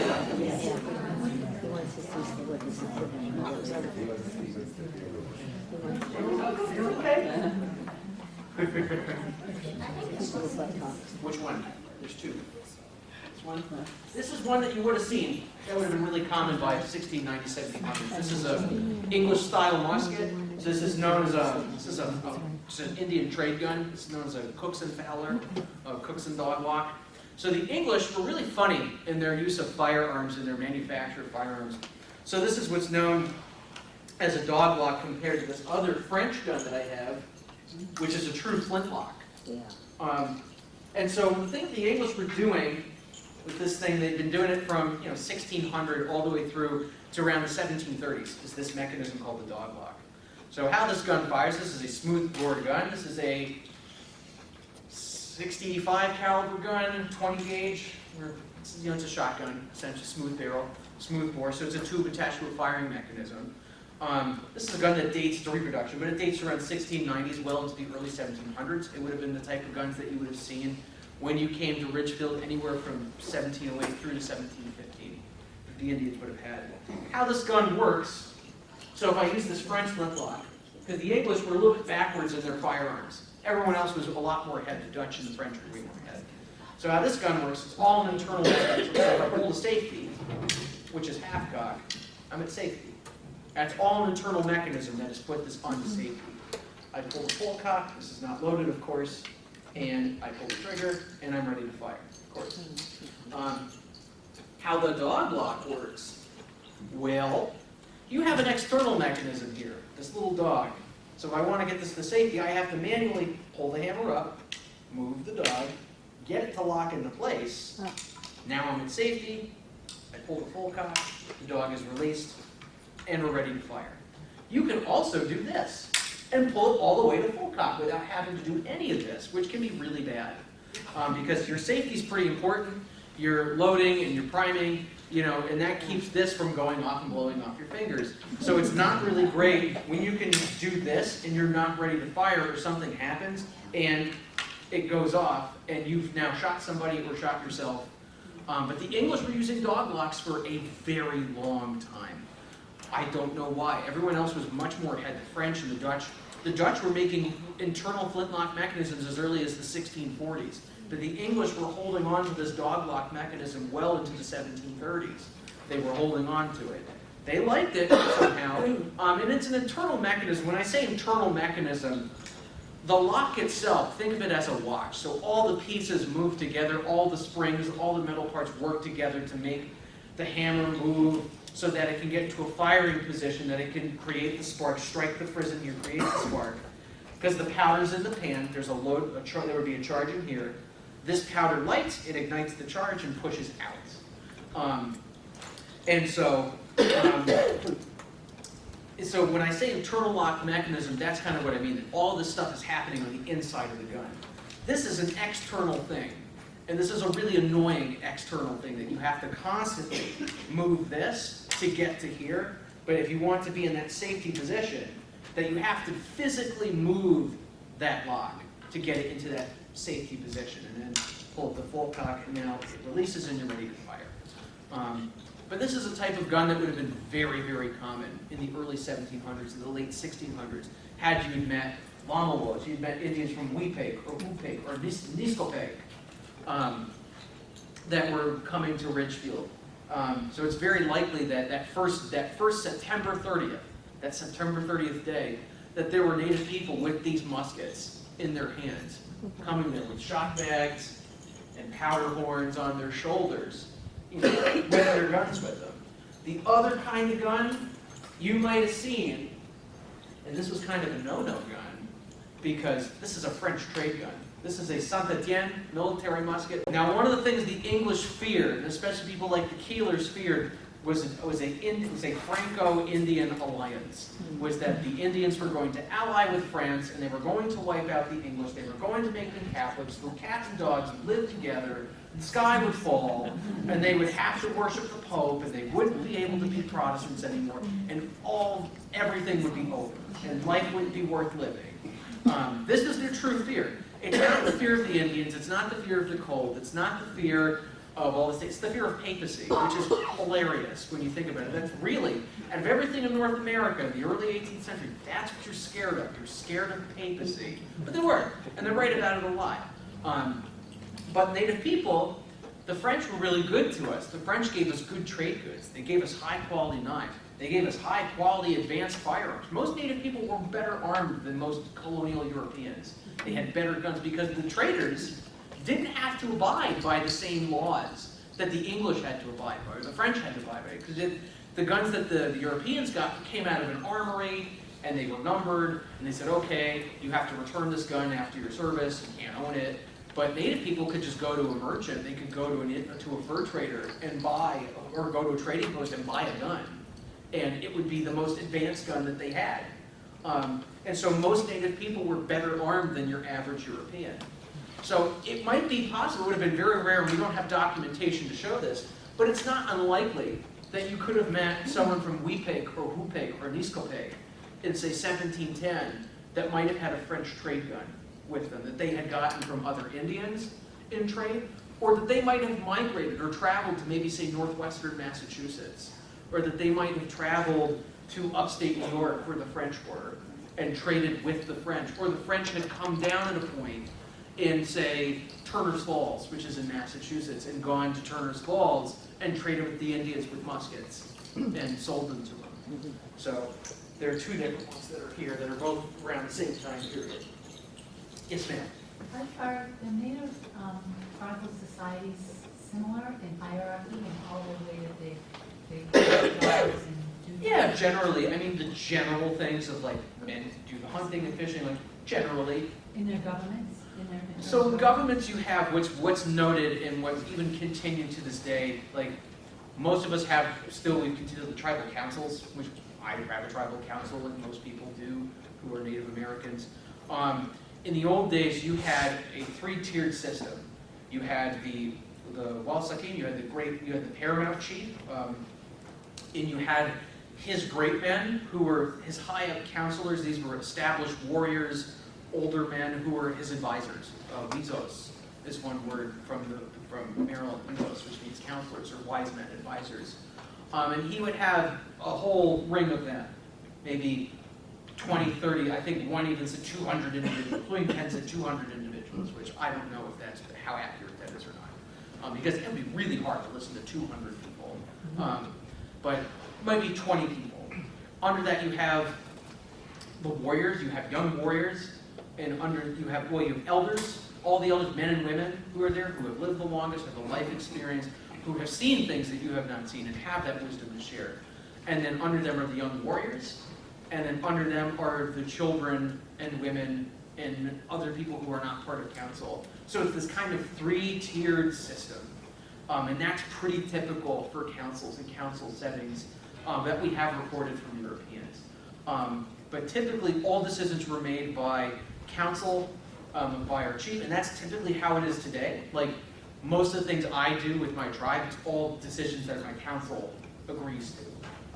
my position as cultural ambassador was given to me by my council, by my chief, who all of them agreed that this was a good thing. This was 10 individuals who said this was a good idea. That's a lot of people that you have to talk to and speak to. But we know historically that when Katuna was here, most likely he would have had himself, his vice chief, their counselors, which might have been 10 to 20 individuals, their warriors, their elders, their warriors, and then all the women and children. And maybe the women and children might have not been there, but it would have been his counselors, his advisors, elders, warriors. So we're talking a 3-tiered system of maybe 30 individuals, 40 individuals who are there, just to be there, to advise in this, to agree or disagree with this, and to be present when this decision is made. That's similar with all Native American? No, I'm speaking specifically for the Eastern Woodlands. Eastern Woodlands. Yes, yes, ma'am. Do you have any handmade baskets that you can show us? I have this Elmbark basket backpack. She's not the prettiest girl to dance, but she'll do. This one's made out of Elmbark. I made this one. You did? Yeah, I did. Is it for sale? No. Give me 20 acres in Ridgefield. We'll talk. Just a measly 20 acres. Just a measly 20 acres. But Elmbark was one of those things. This is what covered our homes. We made baskets and containers for elm. We made canoes out of elm bark. Bark peeling time is May through the first week of July. It's when the trees have so much water in them. They can go to elm trees, tulip poplars, chestnut trees, hickory trees. You take your knife, cut a ring around the base of the tree, another ring up top, cut straight down and peel the sheet of bark off as one big sheet. And it pops right off the tree. And from there, you can take that bark and fold it, and I did that in a really poor fashion because I made this really fast. And you sew it up. I used the inner bark of the tree to sew up the basket, just using an awl to pierce the holes and let it dry. What I should have done is split a branch and had it go around that branch and then sew it on. And that would have caused it from caving in like that. But elm bark was used very much for our wigwams and for the coverings of our houses. How long will that basket last? Forever, as long as it doesn't catch fire or it doesn't get moldy. We still have bark baskets from the 1700s that are still in museums. Yes, ma'am. I have a question to present day. What is the political correct way to sort of say, is it, like, you know how like black people can say nigger but white people can't say nigger? Sure. So is it indigenous, is it Indian, or is it, are you the only one allowed to say I'm an Indian, or what's Here's how I feel about it. I personally, and this is my personal feelings, I hate the term indigenous. Because you can be indigenous to anywhere. Many of you are indigenous Europeans. Isn't it funny that what's going on in England is an indigenous population complaining that a non-indigenous population is colonizing the place they live in? Where have I heard that story before? But it's very funny. This is happening all throughout Europe. That these are indigenous populations, and no one wants to talk about it. These are indigenous populations in Europe that are indigenous. This is where they are from. And they're having all these issues, and people aren't treating them the same way that they're treating us here in North America. Why? Because they're painted blue and not red? What's the difference? I personally we're going to use those terms like Indigenous American because I'm an American. I'm proud to be an American. I have family, European family who fought here since the French and Indian War. I'm very from the French and Indian War to World War II. I'm proud to be an American. This is my country. So Indigenous American is fine, Native American is fine. Just don't call me a red devil or a red man. Or, so is Indian okay? Yeah, sure. That's what all our elders say. Is it one I would write in a term paper to describe myself? No. Oh, but, okay. Well, that's interesting. I'm interested to hear why not. It's like, are you from Germany? Yeah. Yeah, a lot of my family came from Hessen, Darmstadt, came from all from Baden. Yeah. And so it's like if I said, there was a very nice Kraut family that lived next door, right? We wouldn't use that term. That's not very polite. Or okay, so what is polite? What would be polite to American say? Indian is fine, but Indigenous American is fine. Those are both perfectly fine terms if you want to use them. Yeah, Yes, just ma'am. Can you just comment, especially like pre-European contact, some of the more natural substances that were used for health? Medicinal plants. Yeah. Medicinal plants. you know, there's elm bark being used for dietary supplement. That's most of it. Was, you know, plants are being used for medicines. You know, boiled into teas, boiled, made into poultices, made into pastes, and put over cuts to stop bleeding. And a lot of that. That's predominantly what was used. Unfortunately, so much of that knowledge is lost in many, many communities. Now, some communities were able to retain it, but there's many communities where that knowledge was lost. And it's unfortunate. Now, there's some places where it has been recorded, but not nearly to what it was pre-contact. Let's see. Yes, in the way back. I'm wondering if the position of sachem or chief was one that was inherited, passed from father It is to hereditary. son. Eastern Woodland people, we are traditionally hereditary chieftainships, which have a whole hang-up of problems, because there are people who should not be chiefs who are hereditary, and it gives you these whole problems. What do you do? Well, they're hereditary. There's not much you can do if you're a hereditary chieftainship. Kind of like the clan systems in Scotland, I believe, are I think they're hereditary chieftainships too. But Eastern Woodland Algonkian people are typically hereditary chieftainship, where Iroquois typically, if I remember correctly, they're voted in position. It's not always hereditary, but Algonkian people typically are hereditary. Yes, sir. Aspenwood, is that the name of What's the word? Aspenwood, I thought he was a Native American from Maine who went across the country twice on foot, around the 1500s. He was so revered and died in the 1670s that all the whites in their natives came out and they killed like 10,000 animals. Wow, no, I haven't heard that guy. Name that I saw. I should ask them. I have friends who live in Saco. They probably know exactly who you're talking about. Because he was pre-Christianity. One of the things that he was preaching is he said, if I remember correctly, that there was two snakes that were going to come across Canada and America, and they were going to eat up the native peoples because they had killed the blood with each other. And the Creator said that you can't be doing smelling bloods with each other, and that was one of the things he was saying was let's get peaceful or whatever before they could change. And I just thought I'd ask. No, I haven't heard that. I'll ask my friends who live in Saco. They might know. Yes, ma'am. Can you,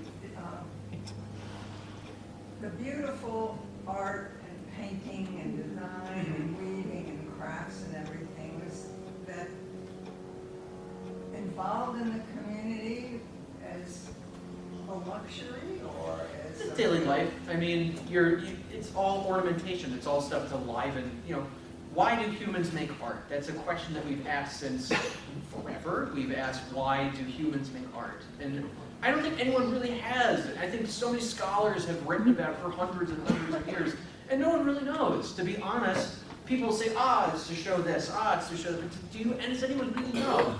And I think art is so much an expression of what moves us and what makes, and what fills us and what brings joy to our hearts and what makes us laugh and what makes us cry. And so I think expressions like that are all expressions of life.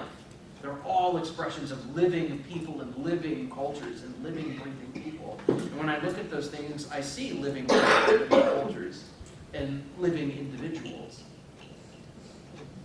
Yes, ma'am. The turmoil between tribes, was it a lot to gather their own territory, or were their focus for against the settlers? Like, did they group up There was a together, lot of or internal between conflict. There was a lot, especially with the Iroquois. The Iroquois were coming down because they were getting, early on, they were getting armed by the Dutch with iron axes and guns, which gave them the upper hand militarily. And so they had kind of a small confederacy originally in central New York State. They now get the upper hand in military conflict, and they already had kind of minor aspirations of expanse. There was one 19th century writer, and I agree with his statement that he said that they were the Romans of North America, and very much, the Iroquois are very much Rome of North America in a lot of ways. And so the Iroquois were then trying to expand their territory, to expand their cultural influence, much like Rome, to expand their trade networks and tribute networks. And so we know by the 1640s, you've got two Mohawk guys who are coming down to Milford, Connecticut, exacting wampum as a tribute from the Indians living in Milford, saying, listen, if you don't give us this wampum, we'll burn down your town. And the Mohawks did come down and attack the Indians at the fort in Milford, which is not very far from here. So there was lots of internal conflict. I mean, a lot. And it was typically with Iroquois, but there was internal conflict with other tribal groups in the same area. That when the English come here and they settle here permanently, It's just another individual now who's vying for the same resources. Yes, you in the back had a question. Yeah, did the Indians and the American Indians in the 18th century, did they have, or 17th century, did they have a written language? We did not. Oral language. Yes, ma'am. Then in that vein, are there, like there are petroglyphs in places like Newspaper Rock, are there places that he found? There are. Some, Not here, right. but there are in Vermont. There are in Maryland. They are around, and we do know stone piles that are historically recorded for Ridgefield. In the first treaty, in 1708, September 30, 1708, the first marker that was listed for the property boundaries, the first marker was a stone pile on the west side of the Norwalk River. Stone piles are a ceremonial thing. They sometimes mark where sachems or important people died, and they're marking their burial place. Sometimes they're astrological markers. And I've seen stone piles like this both in Western Connecticut and in Vermont that are native made. And so what they're describing in the 1708 thing is exactly what I've seen in places like Vermont. It's exactly what I've seen. It's the same exact construction of where you have a bigger rock and then a smaller pile on top of it. And it's the first marker that they're listing in the 1730s. Are there any storytelling remnants? A little bit. There's some that do exist. Yes, ma'am. Any books we can read about your tribe? You could read, for my tribe, the Eastern Shore Indians of Virginia and Maryland by Helen Roundtree is the best one you're going to get. Thank you. You're welcome. Yes, ma'am. The folklore, is it saved? With my community, we have very little. There's little bits of stuff. And my chief is 83 years old, and so there's stuff that he'll tell me from stuff that was passed to him through elders who were alive in like 1950. And there's little things that he'll tell me, like places or little things, but there's not a lot that we were able to. Our tribe Christianized very early because we wanted to stay in our homelands, and it was safer for us to Christianize. But we mostly know a lot of our history through what's written down and what has survived in oral tradition. Yes, ma'am. What were the diseases suffered by the American Indians Smallpox. before the Europeans? Before Europeans? Arthritis, that's one that's we've been able to find archaeologically is arthritis, which makes sense. You're using your hands all the time, you're canoeing, you're scraping hides, you're gonna get arthritis. Broken bones, I mean, it's not really disease, it's an injury that can be fatal. Broken bones, of course, pretty typical kind of stuff. I mean, you had a high mortality rate, but everyone did at that period, just because of just the sheer harshness of the condition, you know. So there was a high mortality. It's one of the oral traditions. That way you name a child once they're 2. That's when you give them their first name, because this comes from the Wampanoags, because they won't die. Because at the point they live to be 2 years old, they'll live to be 5. Where so many children died before they turned 2. Yes, sir. Dating, morality, divorce, marriage. That's a great question. So there's a lot of recordings how the Indian women are lustful. There's a lot of Europeans write how they are lascivious, and they are lustful. And that they sleep around, and that, because there's different concepts. There's different concepts of love and marriage, and there are the common forms, like young men typically married like in their later teens, early 20s, typically. And marriage was typically monogamous. We know sachems were polygamous, and they had multiple wives, and this made sense because they also had to make alliances with multiple communities. So it was advantageous for them to be polygamous because then they could have ties to all those different communities. So say I'm Katuna and I'm Lamawo, if I want to make sure that the Weepakes are my allies, I would marry a Weepake woman, but I want to make sure a Woopake woman is my ally. I would marry a Woopake woman from their community. So that way that you're all intermarried, you're all interrelated, and that way you can all combine and share resources. We know typically men and women they're typically monogamous. Your average man is monogamous, and they have 1 to 2 kids, typically because you're living feast and famine. You can't have 20, 30 children unless you're a sachem. You're a great sachem who through tribute is getting all of these, getting tributes in food, getting tribute in meat. You can supply a large family, which you can't do mom, dad, and a kid. You have to hunt, fish, trap, everything. And so we all know how, like your boy here, he's growing. You know, imagine everything that you eat, everything that you had to grow or harvest, everything. Now imagine having 3 kids. It would be very difficult. And everyone else around you, your entire family is doing the exact same thing. You know, and you have kids who they need to eat, you know. So it wasn't advantageous for your average person to have lots and lots of children. But grand sachems typically did. They typically had large families.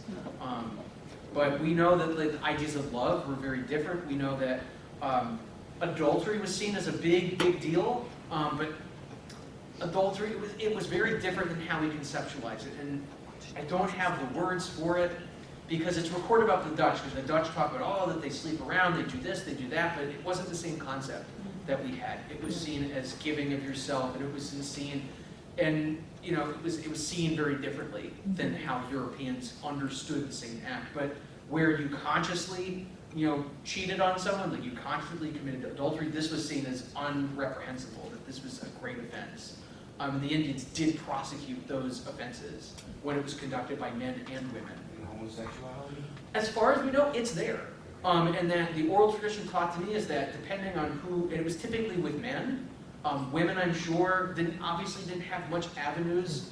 You know, they would just end up probably being council members and elders, and might have just stayed in a single kind of position. But men, typically what we know is that they had a choice between either living their lives as females completely or living their lives as males. And this was an oral tradition that was taught to me by a cousin, is that they had this choice of living either or. But that they were there, and it's sparsely recorded, but it's not like they were banished, they were outlawed. We do know also that menstrual cycles were one of those things with women. In that same vein, women were seen when they were on their menstrual cycles being out of balance of energy than men. And that when women were on their menstrual cycle, that they were not clean, that they were not able to touch the meat, that they were not able to do certain things because it was brought the whole community out of balance. And so women would go into a separate lodge, a separate village with other women on their cycle, where they could be away from the community. Because we've seen this is where all the arguments and fights happen. And that if you separate the women during their cycle, that they could be with the other women and learn, first of all, how to take care of yourself, especially young women, how to take care of yourself at that time. That what you're going through, it's not bad, like we all feel this way, and that, you know, learning more of that women's spirituality with other women. And so the Mohawks are well recorded as having that, you know, the separation when women are on their menstrual cycle, and many of the Algonkian people are recorded as having this separation of menstrual cycle. So it wasn't seen as the European sense of clean, bad, dirty. It was more, you were out of balance of power. You were out of balance of spiritual power with the men and the other people in the community. And that in order for us to live harmoniously, we must live together in the same balance of spiritual power. Yes, sir? Can you share some information on the rituals around death? And especially if it was based Another on... British guy. Scottish. He's from Scotland. Clan are you, sir? I'm Clan Carson, Seth McPherson. But so did the rituals around death you mentioned about the stone, did that vary by hierarchy? Did it vary by how you so it depends on what it is. So like one of the common ones was coming of age rituals. Man, you should tell the motherland, you guys are trying to take Ridgefield back 1 acre. Man, I thought 1812 finally told you enough's enough. But so one of the common rituals were coming of age rituals. And so boys, it was typically you were 13 whenever your voice dropped. Women, when you had your first menstrual cycle. Typically what would happen is you would be tattooed. You would be pierced and tattooed. This would happen, so the men, you would go, for boys and girls, you would fast. You would go into the Pimilcon, the sweat lodge, and sweat out, and clean yourself, purify yourself. And you would go out with the boys, you would be with all your male kin, your father, your brother, your male cousins, your male relatives, all the men in your clan, and they would have you out. They would typically tattoo legs, tattoo forearms, tattoo upper arms, sometimes tattoo ankles, or right on or calves they would tattoo, or your back or shoulder. And you would be there with your Paulo, your medicine man, and they would literally do tap tattoos, poke tattoos with bone, and rubbing in the charcoal that's mixed with grease into that poked in hole. And it would take hours to do these designs. We also know in some communities they did scarification where they cut into the individual and then rubbed in the paint to give the color. You'd also have your ears pierced with bone or bird's beak being passed through. And these were all signs that you were an adult in that community. And women would go through the same thing, except it would be with all their female kin. Their moms, their sisters, their aunts, their female cousins, their female clan members that would be there with the pole, with the medicine person that would then tattoo them and pierce their ears. So it really depends on what kind of ceremony you're doing. We know William Penn recorded that one of the ceremonies that he saw was that the first buck of the year, there would the ceremony that would be given with it. They would a young man would go out in the forest, they would kill the fattest deer they could get and throw it on top of the fire, and they would sing, and then they would dance. And it was to show thanks for the harvest of that year. And that's when, and I believe, yes, Penn writes, he says, they sing a mournful ditty. And that's Penn's words exactly from his 1683 journal. A mournful ditty. But, hey, listen, the guy was busy making a comedy. He didn't have time to find the proper wordage, 400 years later. But yes, he writes, they work themselves up into a foam, singing this mournful, that they're dancing so hard that they're just covered in sweat. And it's to give thanks for the deer, the thanks, and that's like the first deer of the fall that they give it to the fire. And the death ceremony? So the one that's recorded for death is this comes from William Wood. It comes from a variety of people. So typically, what would happen? My favorite was from William Wood is Irish-like howling, as they call it. Irish-like howling, because it was so. Because the English, would cry and sob and write a poem about how they felt. And they would play a lute and then mourn, and then mourn forlorn that so and so is no longer with us. Like think of the March for Queen Elizabeth, right? I love that piece. It's one of my favorite pieces of 17th century court music. But it's like it's a dirge. It's definitely a dirge, man. It's very much. And then it's definitely all right. We're doing the shuffle walk dirge, but what's recorded is that typically we would paint our bodies black to physically, outwardly show that we were mourning. Sometimes people would cut their hair. They would cut their hair. They would cut their scalp. Men would cut their scalp locks. Women would cut their hair to show physically that they were in mourning, but that they would mourn. I mean, they would shriek and howl and cry. That the community would give them they would give them gifts in wampum. They would give them gifts in food. They would give them gifts, condolences for the person who had died. But that they would bury this person, and the whole community would be shrieking and howling and giving gifts onto the grave. But typically, painting your body in black and charcoal, and sometimes cutting of hair was done as well. But Irish-like howling. Yes, I heard, I might be wrong, this might be a different culture, but I heard that there were some tribes that would just like set older people out, like leave them behind. And it was sort of clear that they were going back to Earth, Mother Earth, and so, like not in a like abandoning way, but more in a sort Maybe of that's like. farther out west. We didn't do that. Okay. Yes, sir. What about justice if it was a criminal act? That's a great question. So what we know is that William Penn reports, he says, they are pecuniary, meaning that the way they view justice is that when someone all right, I go to your house, I use your rake, I break your rake. Well, you needed that rake, so our sachem comes and says, well, I have to either give you wampum, enough wampum which is used for everything, births, marriages, deaths, every facet of life that you can think of. I have to give you enough wampum that you're satisfied that's equal to the object that was lost, or I have to give you a feast. I have to give you food that I have, which is a very valuable resource commodity. The other one that is really well recorded, and where some Europeans say they don't really break the very few laws they have, is that it's not jurisprudence, that it's death. That literally it's like, okay, you've done this, you're dead. And that's pretty typical, and that's pretty across the board. And I can't think of the legal term, not statutory, I can't think of the legal term for it, but that it's either repaid in goods, either food or wampum, which is used for everything, every kind of social currency, but also death. That that you had stolen something or hurt someone, that you would be tomahawked or clubbed, and you would be dead. And so that's where men like the Dutch, the Vanderdonk says, they don't break the few laws that they have. And they didn't have laws the same way that English had laws, but it was more, yet again, an injury from generation to generation, restoring balance within the community. So it's more that, you have taken my cow, and I demand 7 pence for that cow, because that cow provides me with this. Like, it's more, give me something of equal value that shows that I have, that you've taken this from me, so give something of equal value that repays the loss. And that's kind of how it was seen. But we did have law, we did have governmental structure, and this would be given from the chief and the council, who would then decide what to do. And they would decide as a group decision what would happen. Where it would be a group decision where you were going to die, like if you did something really, really bad that was irreprehensible, that they would decide that you were going to be killed, or they would decide that, you must give them a feast, you must give them wampum in kind. But Penn describes pecuniary in particular. Yes, ma'am? Can you just talk a little bit in a nutshell about sort of the history and development of wampum? That's a great question. Is it like Bitcoin? No, this is actually valuable.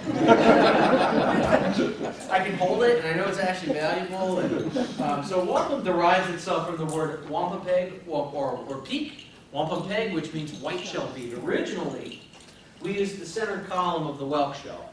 So whelks, this is a little baby whelks. I mean, these whelk shells can get anywhere from this size all the way to the size of a football. They can get to be massive. In fact, the gorget that I'm wearing is made from the side of a nobbled whelk shell that was like the size of a football. So we would take the center column of these whelks, and you have to remember, a whelk shell the size of a football is going to have a center column that's about as big as your thumb or your pointer finger. So we would break that center column, break them into individual pieces, grind them into cylindrical tubes, and then drill holes through them. So you would take a stone drill bit, either on a bow drill or a pump drill on either end, till both sides met. With the quahog shells, we started making what were these round beads, and I'll pass these guys around so you can see them. So to make a round bead, which they're any from the size of a quarter to a nickel, we would take the corners of these shells, break them into pieces, and get them down to the size of, anywhere from a nickel to a quarter, break them down, grind them into shape, round out, smooth out the edges, and then drill a hole through the center. So we originally would use these shells, and I'll pass that around. When Europeans come, the beads start to change. And we start to develop these two beads. Now, why do you think that might be? So, anybody here familiar with sailing? Familiar with long ships, tall ships, wooden ships? So, if you're on a boat, you're on a wooden ship, what kind of things do you think you have? Think about the kind of things you would need to make the ship run. Nails, that's one. Nails, rope, what else? Canvas. What else? Liquor. Hammer, sure. Liquor, yeah. Yep, you would need something to waterproof. So what else? You've got wooden things on the ship. What do you need? No, well, you might have fire in iron grates or in a protected space, but what kind? Water. You need, what else? You have a busted mermaid on the front of your ship. It breaks. How do you fix it? You could use glue. What else? Wax, maybe You wax. need an axe, and what else? What kind of other tools? Saw. Saw. So these are accompanied together in a lovely string quartet called carpentry tools. You need a carpenter. Your ship's made out of wood. It's a bad idea to go on the ocean without a carpenter in a wooden ship. It's it's kind of like being in a cabinet factory without a cabinet maker. So you need woodworking tools. You need nails. You need files. You need square files. Because you have filing to do in the wood. If a tool breaks or a lever breaks and it needs to be filed or cut in a particular way, you're going to use files. You're going to use these metal tools. So our people would come on board to these ships. We would paddle up, middle of Long Island Sound. We would paddle up in dugout canoes, go on board with pelts or beaver pelts, bear pelts, foxes. And so some of these ships were geared for trade, and some of them weren't. Some of them really weren't geared at all. And so they would give us whatever they had. And so in the early 17th century, they would give us whatever they had on board. So they had nails, they had square files, they had rasps, They had other iron tools, axes and knives, of course, and we would take those things and bring them back because, look, I have an iron tool. And we would take them with us. And so, however, our people didn't use the nails or the files or the same way that Europeans used them. We would take those nails, we would take those square files, sharpen them to a point, stick them onto a spindle for a bow drill or for a pump drill, and start making wampum beads from them. And they found lots of these nails, lots of these awls, lots of these manipulated files all throughout Long Island Sound that are all from the wampum trade. And so what we would do is that we would take that quahog shell. Now these quahog shells at this time were much, much thicker than the ones we have now. We would take out the purple and break them into columns, grind out the columns, get them down into a semi-circular bead, such as the one I'm wearing on my wrist and on my neck. And we would take those drill bits that were made from nails and files and awls and drill on either side of the bead until the holes met. Now they've done archaeological examinations of these beads that they found in places like New York, and they've cut these beads in half. And some of these holes are very wonky. You know, some of them are mismatched. They're like this. You'll look at them and they'll show the photograph, because as long as the holes met, it didn't matter where they were going. So some of them are perfectly straight. Some of them are really crooked. Some of them are slanted. They're this way. As long as the holes met, that's how it worked. So wampum for us was used for everything. It was used for births, marriages, deaths. It was used when people made offenses, when they broke the law, when they did certain things. Wampum was used for everything. We would weave it into belts. We would make it into things that showed alliances, treaties, that showed who we were related to, where we came from. Wampum is even recorded being woven into belts, being worn by women for headbands, worn by men across their waist as decorative belts, for decoration. But wampum was used for everything, and I'll pass these long tube wampums. For instance, in this area, wampum is measured by the fathom. So a fathom is a unit of 6 feet. So when we think of the purchase of Runkeag Island, right, in 1659, or 1655, excuse me, that's in Norwalk. That purchase was for 50 fathom wampum, among kettles, knives, and axes, and pipes, clay tobacco pipes. 50 fathom wampum, so that's 50 strands of 6-foot-long strands of wampum, 50 of them. So we're talking about a small barrel filled with beads that are all the, for Rye, New York, 8 coats, 7 shirts, 15 fathom wampum. You get down into Maryland, and wampum and Roanoke, which is another type of shell bead, is all measured by arm length. And that's the change of measurement. But here in New England, it's all measured out by fathom. But it was worn, it's well recorded. We wore them across our wrists and across our necks. That comes from Isaac de Rossier in 1626-28. How is the value attributed to the wampum? So Europeans are the ones who gave us this, put this idea, it's Indian money, you see. It's because, one, Europeans were not allowed to mint coin here, so they were very limited to what they could use as currency. And they knew the native people valued wampum. They used it for everything. And so they made a de facto currency out of it. And eventually the Dutch actually make a de facto currency that they use quite a lot in New Netherlands. But for us, it was valuable because it was needed for all of these, spiritual things. They were needed for births, marriages, deaths, peace treaties. And so that's where this value to us was. It was needed for every kind of societal instance. Yes. I believe we're approaching 2 hours. Okay. So if there's maybe another question? Yeah, sure. If people still have questions. I don't got nowhere to go. Yes, sir, in the back. Was food handled communally? Yes. Yeah. So, typically, we had no, there's no lunch, dinner, breakfast time. You ate when you were hungry. Typically, what's recorded is that we would eat 2 meals a day. That we would eat, like what would be considered like a breakfast and dinner. That there would be no lunch. But really, you kind of just ate all day long. You ate when you were hungry. So there would be in the summertime like communal food that would be in a big pit that would be cooking outdoors. But also, you would in your lodge, you'd be cooking food to eat in the morning and to make in the morning as well.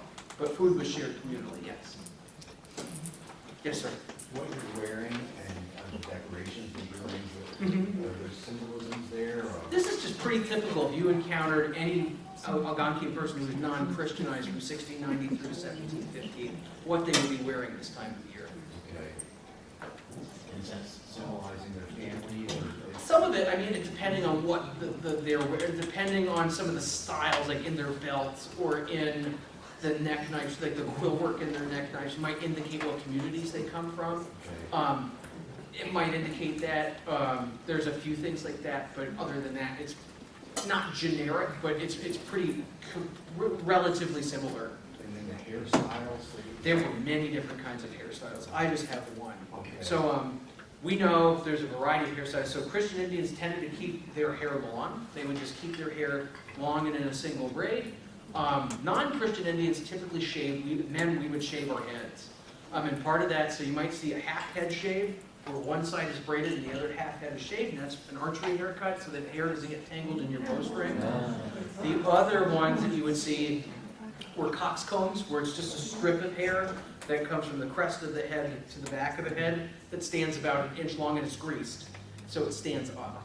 That's one that's a very well recorded haircut among Algonkian people. And then the last one is the scalp lock. So what I have is a wide scalp lock. And so the scalp lock was one that kind of really starts at the end of the 17th century, 1640s onward through to the 18th century. And the whole point was, the reason why we did this, your hair, in combat, one of the things we did historically is we took heads. And it's well recorded multiple times that we took heads of our enemies. We would take them. And the reason why is we believe this is where your spirit lives, and by taking the heads of your enemies, you literally own the power of your enemies. You own their spiritual power. So by taking their heads and bringing them into your lodge or bringing them into a communal place, you are literally obtaining the power of your enemies to make you a stronger, more powerful warrior that would be more even spiritually powerful. I know, pretty crazy stuff. But later on, once Europeans start making their way into our territory, warfare increases because now you have this big environmental societal pressure because everyone's relying on the same resources. And now your resource pressure, which was already pretty high because you're dealing with multiple communities that are all hunting, fishing, trapping, using the same bodies of water, using the same lakes, using the same ponds, using all the same water and forest, and you're already living pretty thin. Now another group of Europeans that requires 20,000 acres of land to raise their pigs, their sheep, their goats, that's now even more on top of that societal pressure and that environmental pressure. So warfare increases because obviously resources are thin and people are going to fight over resources. That's kind of the name of the game. When it comes to the game of humanity, that's kind of what we do, and we do it really well. So we started taking scalps. And scalps were seen, your hair is a symbol. The longer and shinier your hair is, it shows how spiritually healthy you are. It shows how spiritually healthy your body and your soul is. And so we would take the hair of our enemies, we would take their scalps, and the reason was, it was the same idea as taking heads, so we were literally obtaining the spiritual power of our enemies. And so if you were in a lodge in a Lamawal village, if you were in a lodge in a village here in Ridgefield, you might have seen a scalp hole in somebody's lodge that might have had 2 or 3 or 4 scalps that they had taken from their enemies. You might have seen that, but it wasn't seen in the same way that Europeans interpret it in later years. It was a very spiritual practice. It was very much, you are taking this to obtain that spiritual power of your enemies, that you were literally obtaining their spiritual power. So like, if I killed you in combat and took your scalp, literally I could control you through the afterlife to make me a better warrior. All of the attributes that made you a living human being only fuels me. It's like drinking a water bottle. That fuels me and only makes me more powerful spiritually and as a warrior, which is a wild, deep thought to think. And so these scalps were very powerful. They were very spiritually powerful. And so that's why we did it. And so this haircut is a scalp lock, and it's meant for another warrior to try and take my scalp. That's why it's braided, that's why it's decorated. It's a scalp taunt to try and take my scalp, to try and take my hair. Yes, ma'am, in sweatshirt, you've had your hand up for a while. Would it be known exactly what music and dance was like? Sure, there was a lot of social music. We know horn rattles were used by the 18th century. I have one. I got one over here. I don't know if I put it out. I think it's, yeah. Like horn rattles like these are still used by the Iroquois. They were used by Algonkian people. Iroquois still use horn rattles just like this. But we know water drums like what I have over here were common among Eastern Woodland people, where you fill it with water and it changes the pitch and tone of the instrument.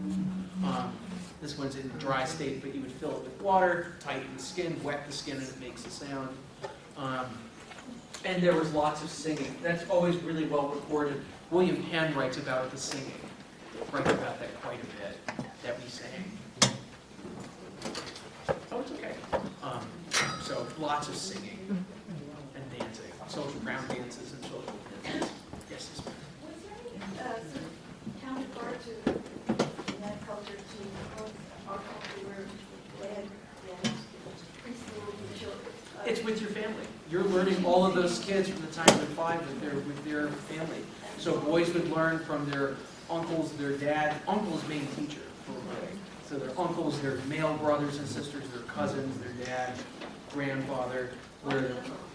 Because uncle will let you do, I'm an uncle, and uncle will let you do things that mom and dad won't. And uncle will let your child fall and get hurt and ask, good idea or bad idea. Where mom and dad will hold the kid and make sure they don't get hurt, but they don't learn. Aunt was seen the same way with girls. That aunt was seen as the better parent role than mom. Because mom is going to be too close. That aunt's going to teach you things that mom is too afraid for you to do. That aunt might let you swim across the deep end of the pond, but mom won't. And then when you get stuck or something happens, aunt was a good idea or a bad idea. You learn. And so that's why aunts and uncles were seen as the main teachers, but that your male or female kin was the ones who raised you. You started learning how to do things by the time you were 5. Do we have other questions? Yes,